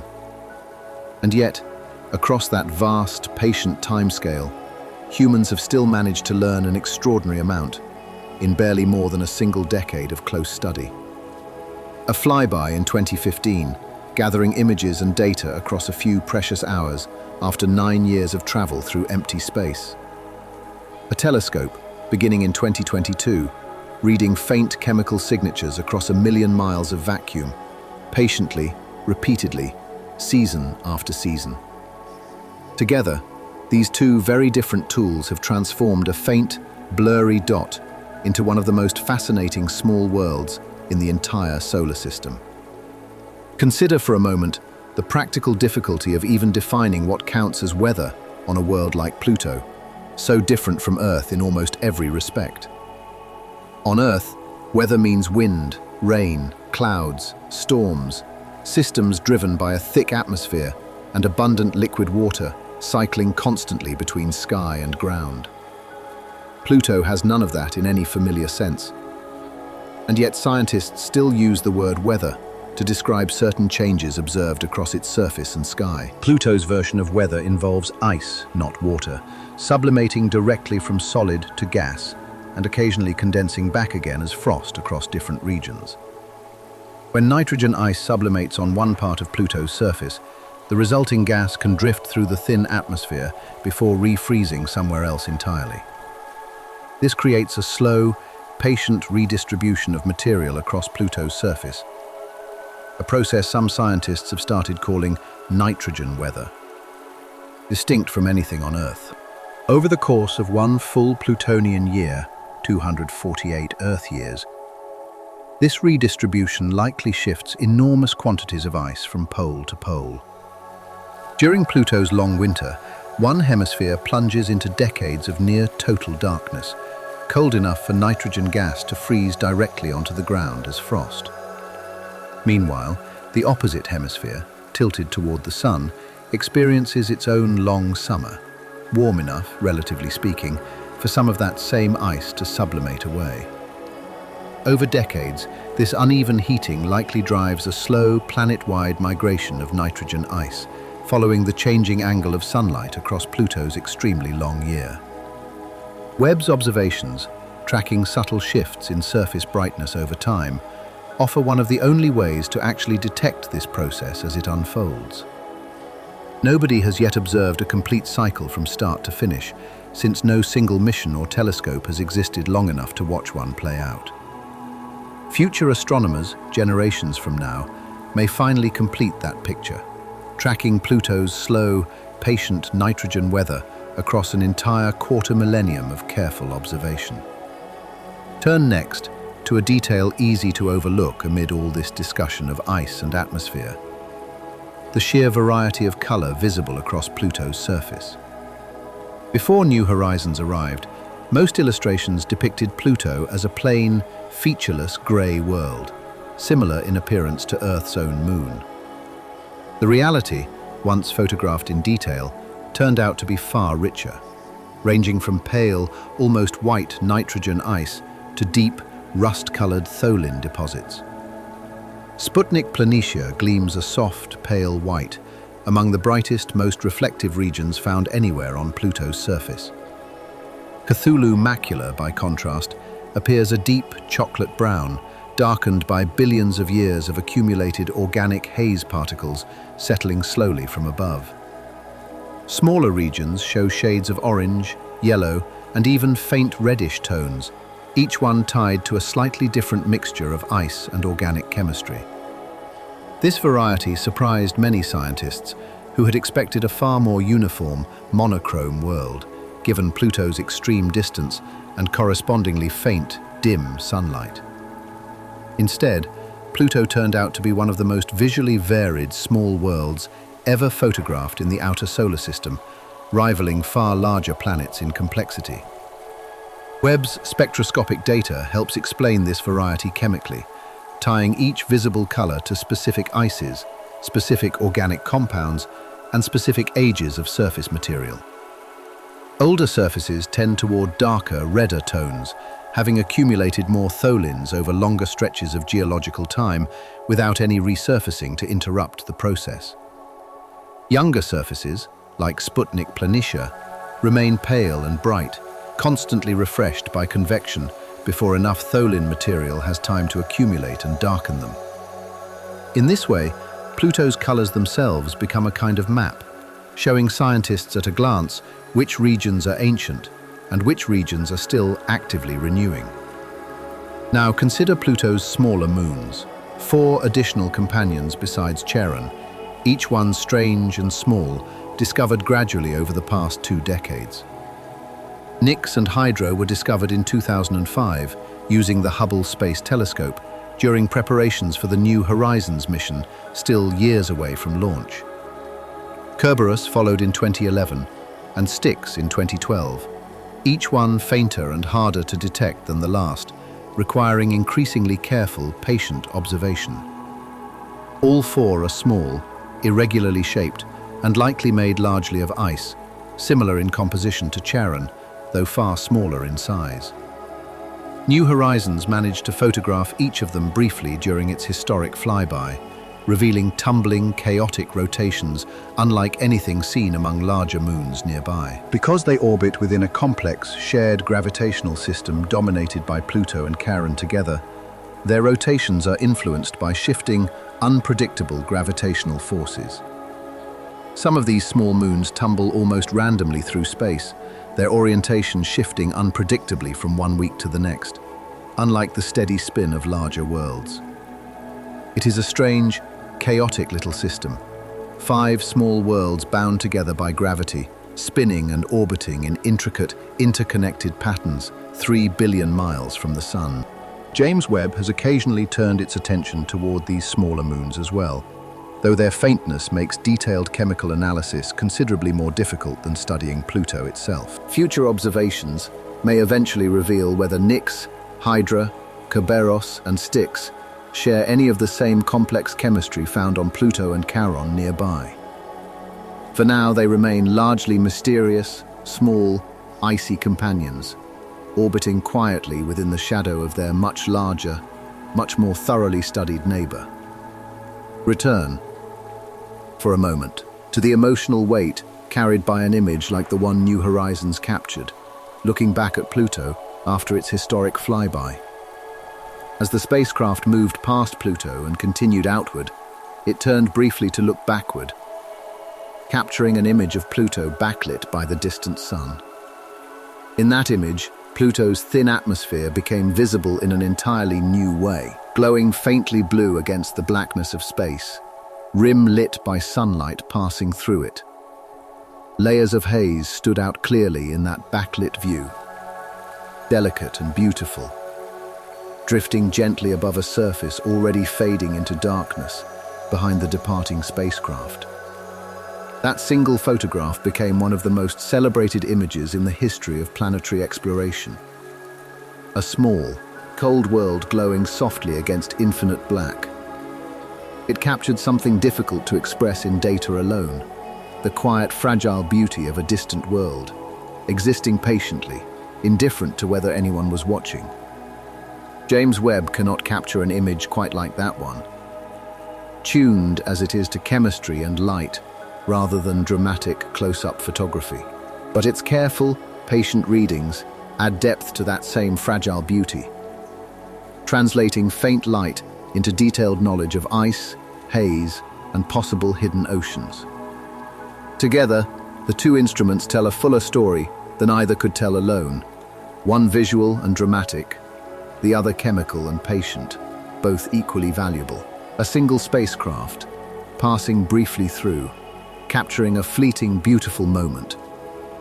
A distant telescope, returning again and again, patiently building a longer, slower, more complete understanding across years of careful, repeated observation. Consider, finally, how small human observation truly is, set against the timescale Pluto itself operates on, far beyond any single mission or instrument. New Horizons spent only a matter of hours close enough to Pluto to gather detailed images, after a journey lasting nearly a decade to get there. James Webb has now studied Pluto across a handful of years, a meaningful but still extremely brief slice of Pluto's 248-year orbit. Even if human study of Pluto continues for another century, that would still represent less than half of a single complete Plutonian year. Pluto's patience, in other words, vastly outlasts our own, regardless of how sophisticated our telescopes eventually become, or how long our missions eventually last. That imbalance is worth sitting with quietly, a reminder that some things in the universe simply operate on timescales beyond any single human effort to fully witness. We catch glimpses, we gather fragments, we build patient, careful models from limited data, always aware that a fuller picture may only emerge long after we ourselves are gone. There is no frustration required in that thought, only a kind of quiet humility, appropriate to a universe built on timescales vastly larger than our own. Pluto will keep turning through its long, slow seasons, largely indifferent to how much or how little we manage to learn about it. And still, what we have learned already, in barely a decade of close study, has reshaped how an entire scientific community understands the outer solar system. That is not a small accomplishment, even set against a world whose patience stretches across nearly 2.5 centuries at a time. Return, once more, to the question of ice itself, because not all ice behaves the same way, even within a single small, cold world like Pluto. Water ice, nitrogen ice, methane ice, and carbon monoxide ice each freeze, sublimate, and flow under very different conditions, even at nearly identical temperatures. Water ice, as mentioned earlier, behaves almost like rigid stone at Pluto's temperatures, strong enough to support mountains rising thousands of feet into the sky. Nitrogen ice, by contrast, behaves more like a slow, thick liquid over long stretches of time, capable of flowing gradually downhill under its own weight. This behavior, called viscous flow, explains why Sputnik Planitia looks less like a solid plane and more like a frozen lake, pooled within a giant basin. Glaciologists studying this flow on Pluto use many of the same equations developed originally to study glaciers here on Earth, adjusted for nitrogen instead of water.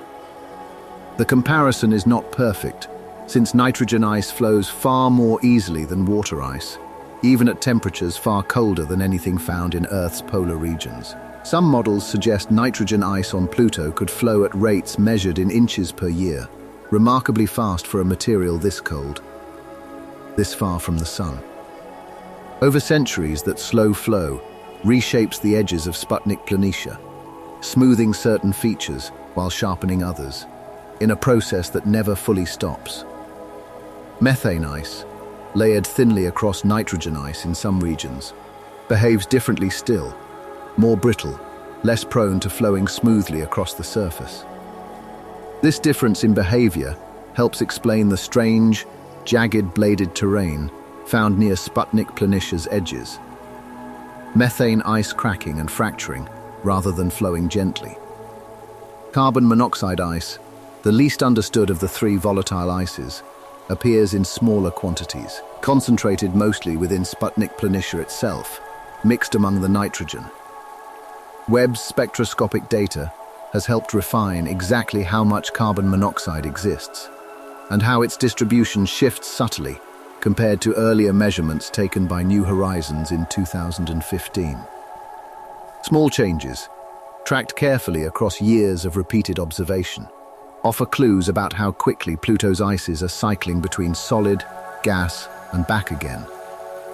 Every one of these details, seemingly small on its own, contributes to a much larger, more complete model of how Pluto's entire surface behaves over time. Scientists studying Pluto today essentially study geology, glaciology, and atmospheric chemistry all at once, applied to a world where the materials themselves fall outside ordinary human experience. Turn next to the way sunlight itself behaves once it reaches this extraordinary distance, because even light changes character out here in ways worth understanding. On Earth, sunlight arrives strong enough to warm skin, power photosynthesis, and drive an entire, complex, planet-wide weather system across oceans and continents alike. By the time that same sunlight reaches Pluto, its intensity has dropped by a factor of roughly 1,000 compared to what reaches Earth's surface. And yet even this faint remainder of sunlight is enough to drive Pluto's entire atmospheric chemistry, breaking apart methane molecules and building the haze that defines its sky. This is a useful reminder that even faint energy, applied patiently across enough time, can still produce meaningful, observable change on a planetary scale. Nothing about Pluto's chemistry happens quickly, but nothing about it is truly frozen or inert either, given enough patience and enough time to unfold. The same faint sunlight that would feel like a deep evening twilight to a human visitor is for Pluto essentially its version of daylight, sufficient and complete. There is something worth remembering in that idea. What counts as enough light, enough warmth, or enough energy depends entirely on the scale and pace of the process involved. A process running across hundreds of thousands or millions of years requires far less energy, moment to moment, than a process expected to run in mere days. Pluto's chemistry has learned, in a sense, to work with almost nothing, stretching 1,000th of Earth's sunlight across an entire, richly layered atmospheric system. Consider, too, how this same idea might apply to the search for life on other worlds. Distant and dim, orbiting far from their own parent stars. If chemistry this complex can emerge from sunlight this faint, similarly faint environments elsewhere in the galaxy may deserve more attention than they have historically received. Countless small, icy worlds likely orbit distant, dim stars throughout the galaxy, each one receiving only a fraction of the light and warmth enjoyed by Earth. Pluto suggests that faintness alone should not automatically rule out interesting chemistry, interesting geology, or even, potentially, environments capable of supporting some very different kind of life. This is a quiet but significant shift in perspective, moving the search for interesting worlds beyond the narrow assumption that brightness and warmth are strictly required. Return, finally, to Pluto's own sky, and imagine, one more time, what it might actually look like, standing on its icy surface in person. Above the pale nitrogen plains of Sputnik Planitia, the sky would appear a deep, dusky blue, tinted by the same haze particles that create Pluto's soft, blue glow. The sun would hang small and bright, a brilliant point of light rather than a warming disk, surrounded by a faint, star-flecked darkness even at midday. Charon, if visible from that particular hemisphere, would hang motionless nearby, roughly 7 times larger in the sky than our own moon appears from Earth. Its pale, cratered surface would remain fixed in exactly the same position, hour after hour, day after day, year after year, never rising, never setting. Underfoot, the nitrogen ice would stretch flat and pale in every direction, broken occasionally by the shallow troughs marking the edges of slow, churning polygons below. Far in the distance, water ice mountains would rise against the horizon, their rigid peaks catching what little sunlight reached this quiet twilight world. Snow, made not of water but of fine, falling tholin particles, would drift down occasionally from the thin atmosphere above, dark against the pale ice below. No wind would howl, no rain would fall, no storm would ever gather in any sense familiar to a visitor from Earth. Only a slow, patient stillness, broken occasionally by the faintest movement of ice shifting somewhere beneath the surface, far too gradual for any human eye to notice directly. It would be, by any earthly standard, one of the quietest, coldest, most deeply peaceful places imaginable, 3 billion miles from anything resembling home. And yet, as everything gathered by James Webb and New Horizons together has shown, that stillness conceals genuine, ongoing activity, chemistry, and possibly, hidden beneath it all, liquid water. A world that looks, from a distance, like nothing more than a small frozen dot, but that reveals, on closer study, layer upon layer of patient complexity. Consider, for a moment, how this entire investigation actually unfolds back on Earth, far from Pluto's icy surface, inside quiet offices and university laboratories. A single Webb observation of Pluto produces enormous amounts of raw data, numbers representing light intensity across thousands of individual wavelengths. Turning that raw data into a usable chemical picture takes weeks of careful processing, cross-checking, and comparison against laboratory measurements taken here on Earth. Scientists recreate, in controlled laboratory conditions, some of the same extreme cold found on Pluto, testing how various ices absorb and reflect light under similar conditions. Only by matching Pluto's faint, distant signals against these carefully controlled laboratory samples can researchers confidently identify exactly which molecules are present on its surface. This process, patient and exacting, often takes months from the moment Webb captures its data to the moment a research paper is finally ready for publication. Peer review follows, other scientists checking the reasoning, questioning the assumptions, requesting additional analysis before any finding is considered solid enough to publish widely. Only after all of that does a discovery about Pluto typically reach the public, condensed into a short article, a brief headline, a passing mention on the news. Behind every simple sentence describing what Webb found on Pluto lies months, sometimes years, of careful, unglamorous, patient scientific labor, rarely seen by anyone outside the field. It is worth remembering that patience, quietly, as this exploration draws close to its end, because it mirrors so much of what Pluto itself represents.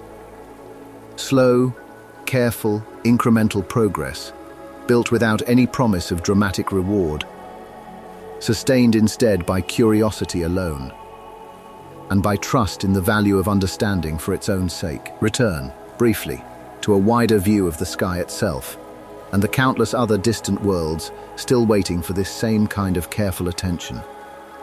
Beyond Pluto, beyond Eris, beyond Haumea and Makemake, countless smaller Kuiper Belt objects remain almost entirely unstudied. Faint points of light glimpsed only briefly by passing surveys. Some may hold their own version of Sputnik Planitia, their own haze layers, their own hidden oceans, waiting patiently for a future telescope sensitive enough to notice.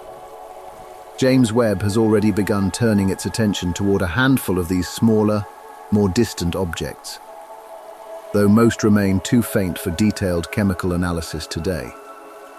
Future telescopes, not yet built, may eventually extend this same careful, patient study to hundreds of Kuiper Belt objects, rather than just a handful of the largest ones. Each new world studied adds another piece to the same larger question. How common is complexity, chemistry, and perhaps even habitability among the countless icy bodies of the outer solar system? Pluto, once considered a strange outlier, may eventually be understood instead as an ordinary, representative example of a vast, largely unexplored population of similar small, icy worlds. That shift in perspective, from exception to example, is itself one of the quiet, significant achievements of the past decade of careful, patient study.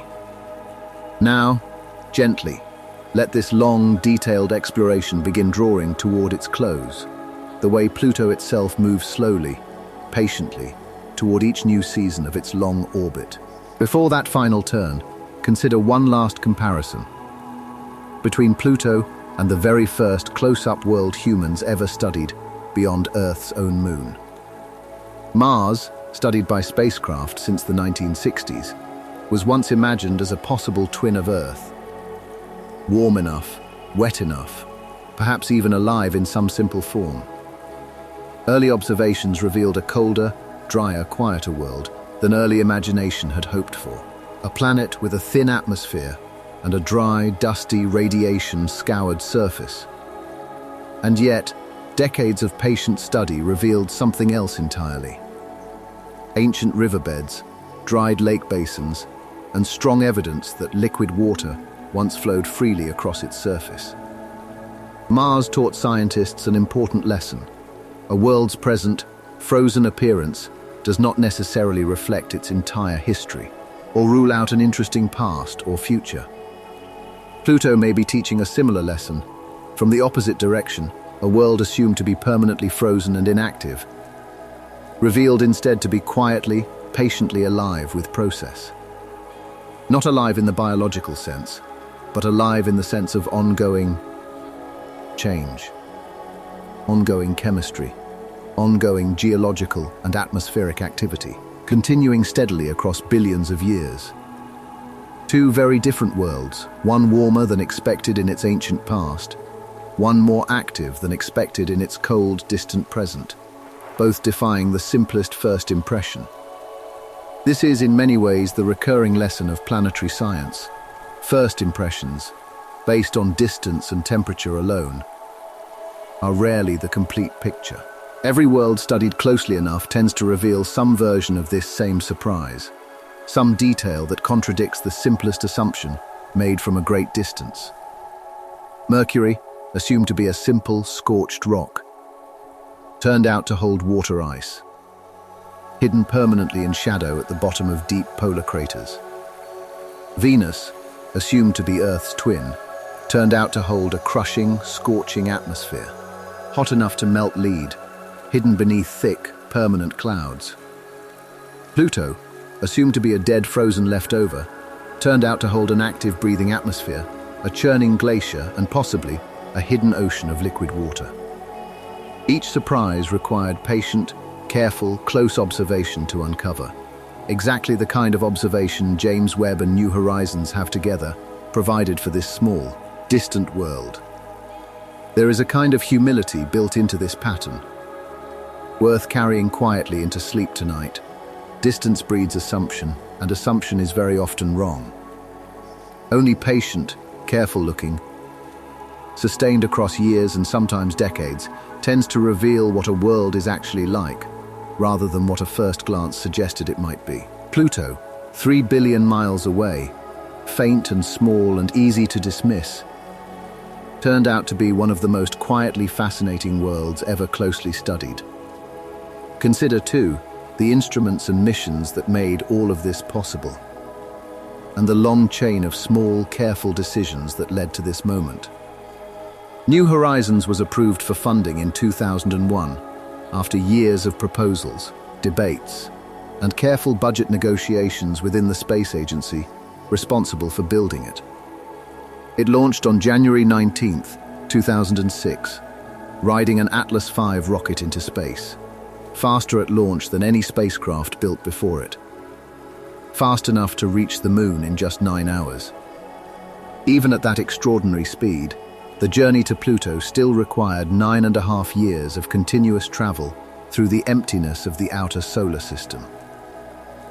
Along the way, it passed close to Jupiter in 2007, using the giant planet's gravity to gain additional speed, a maneuver called a gravity assist. For most of that long journey, New Horizons traveled in hibernation, its systems powered down to save energy, waking only periodically for health checks and course corrections. Mission scientists spent those same 9 years refining their plans, preparing instruments, and anticipating what the spacecraft might find once it finally reached its distant target. When New Horizons finally woke fully in late 2014, preparing for its historic encounter, nobody knew exactly what Pluto would look like up close. Some scientists expected a relatively simple, cratered surface, similar to many other small icy bodies studied previously throughout the solar system. What they found instead, when the images finally arrived in July 2015, surprised nearly everyone involved in the mission, from junior researchers to senior mission leaders alike. Mountains, glaciers, haze layers, a heart-shaped plain, all discovered within a single brief flyby, lasting only a matter of hours at closest approach. James Webb, meanwhile, had its own long and difficult path to launch, delayed repeatedly across more than 2 decades of development, testing, and careful redesign. Originally planned for launch in the early 2000s, technical challenges and budget revisions pushed its actual launch date all the way to December 25, 2021. After launch, it required a month of travel simply to reach its final observing position, followed by several more months of careful alignment and instrument calibration. Only in the summer of 2022 did Webb finally begin its full science operations, more than 2 decades after the telescope was first proposed and designed. Both missions, separated by very different timelines and very different approaches, eventually converged on the same small, distant target, adding new layers to the same unfolding story. It is worth remembering, quietly, how much patient, careful, often invisible effort stands behind every new fact learned about a world as distant as Pluto. Engineers who spent careers designing instruments they might never personally see produce results. Scientists who waited years for data their spacecraft or telescope would eventually deliver. And Pluto itself, waiting patiently the entire time. Exactly where it has always been. 3 billion miles from the Sun, indifferent to how long it took us to finally arrive and look closely. One more detail deserves a quiet mention before this exploration turns toward its close. A detail about naming, memory, and how Pluto carries pieces of human history across its own frozen surface. The regions of Pluto photographed by New Horizons needed names, and mission scientists chose them carefully, drawing from mythology, exploration, and the history of science itself.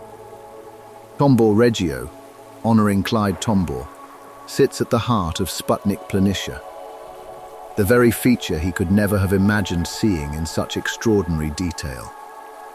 A small capsule containing some of Tombor's ashes actually rode aboard New Horizons itself.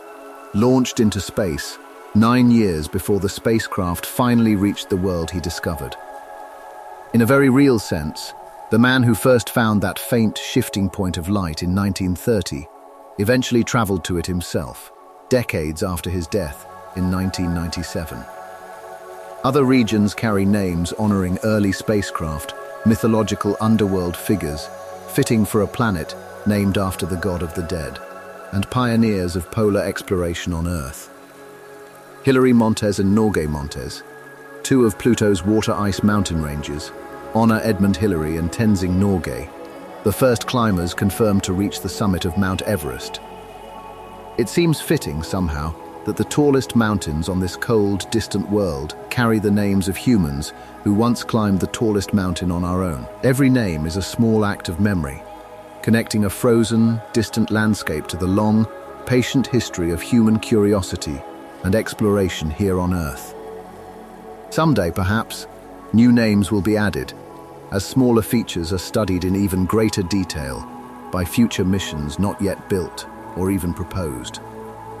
For now, the names already given quietly link this small, icy world to explorers, scientists and dreamers who came before, most of whom never saw Pluto up close themselves.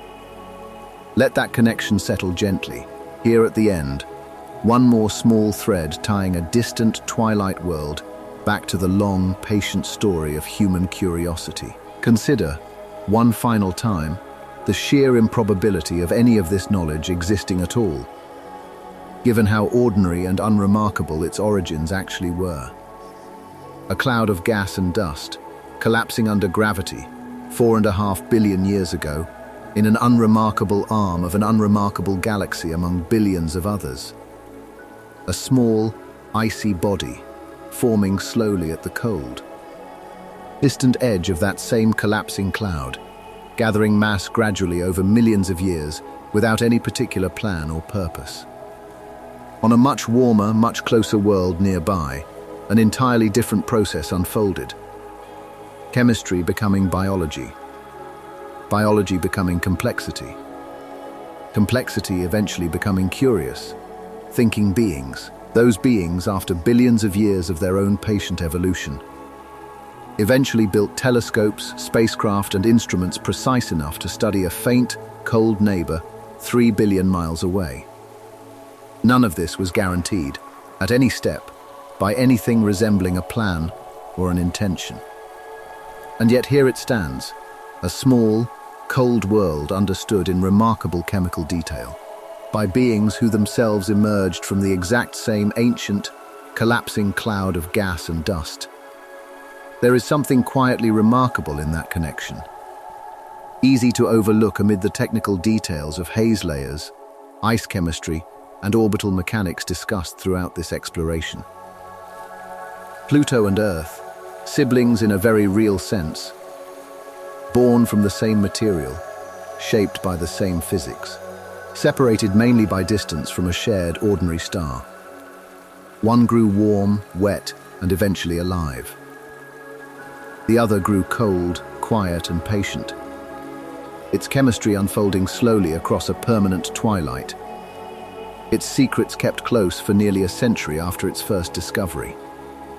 Both, in their own very different ways, continue to be interesting, continue to be active, continue to reward the patient, careful attention of anyone willing to look closely. Let that shared origin be part of what settles quietly into your thoughts tonight, as this long exploration finally draws toward its gentle, contemplative close. One last comparison, before the ending truly begins, worth holding gently in mind as this long, patient story closes.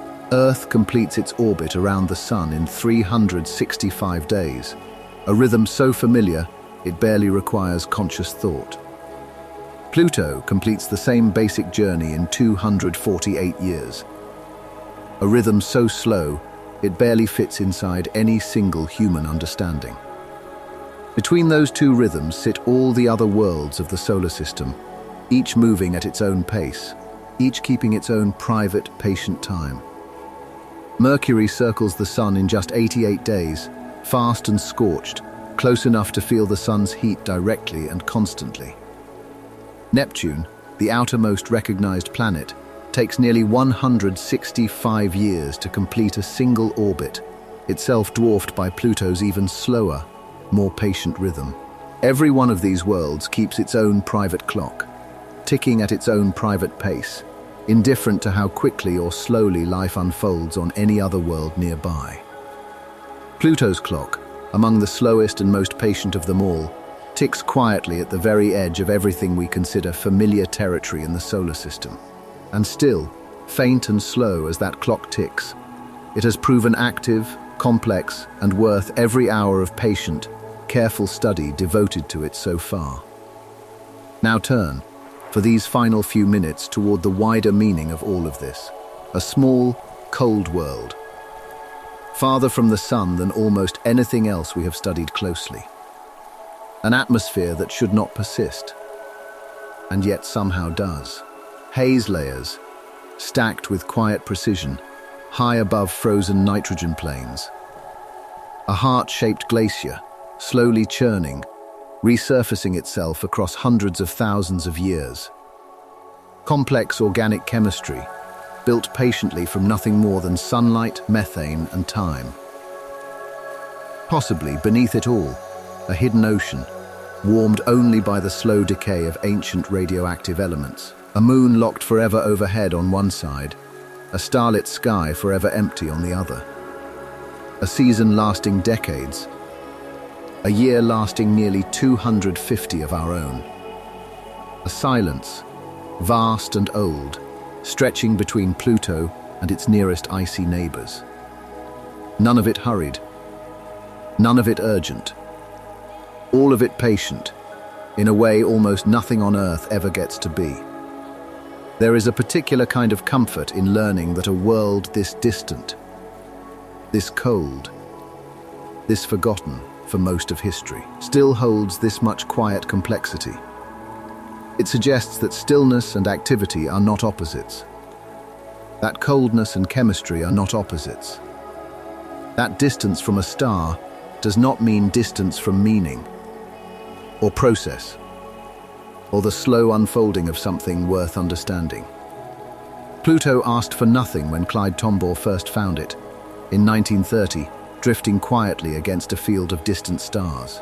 It asked for nothing when it was reclassified, debated, demoted from planet to dwarf planet in 2006.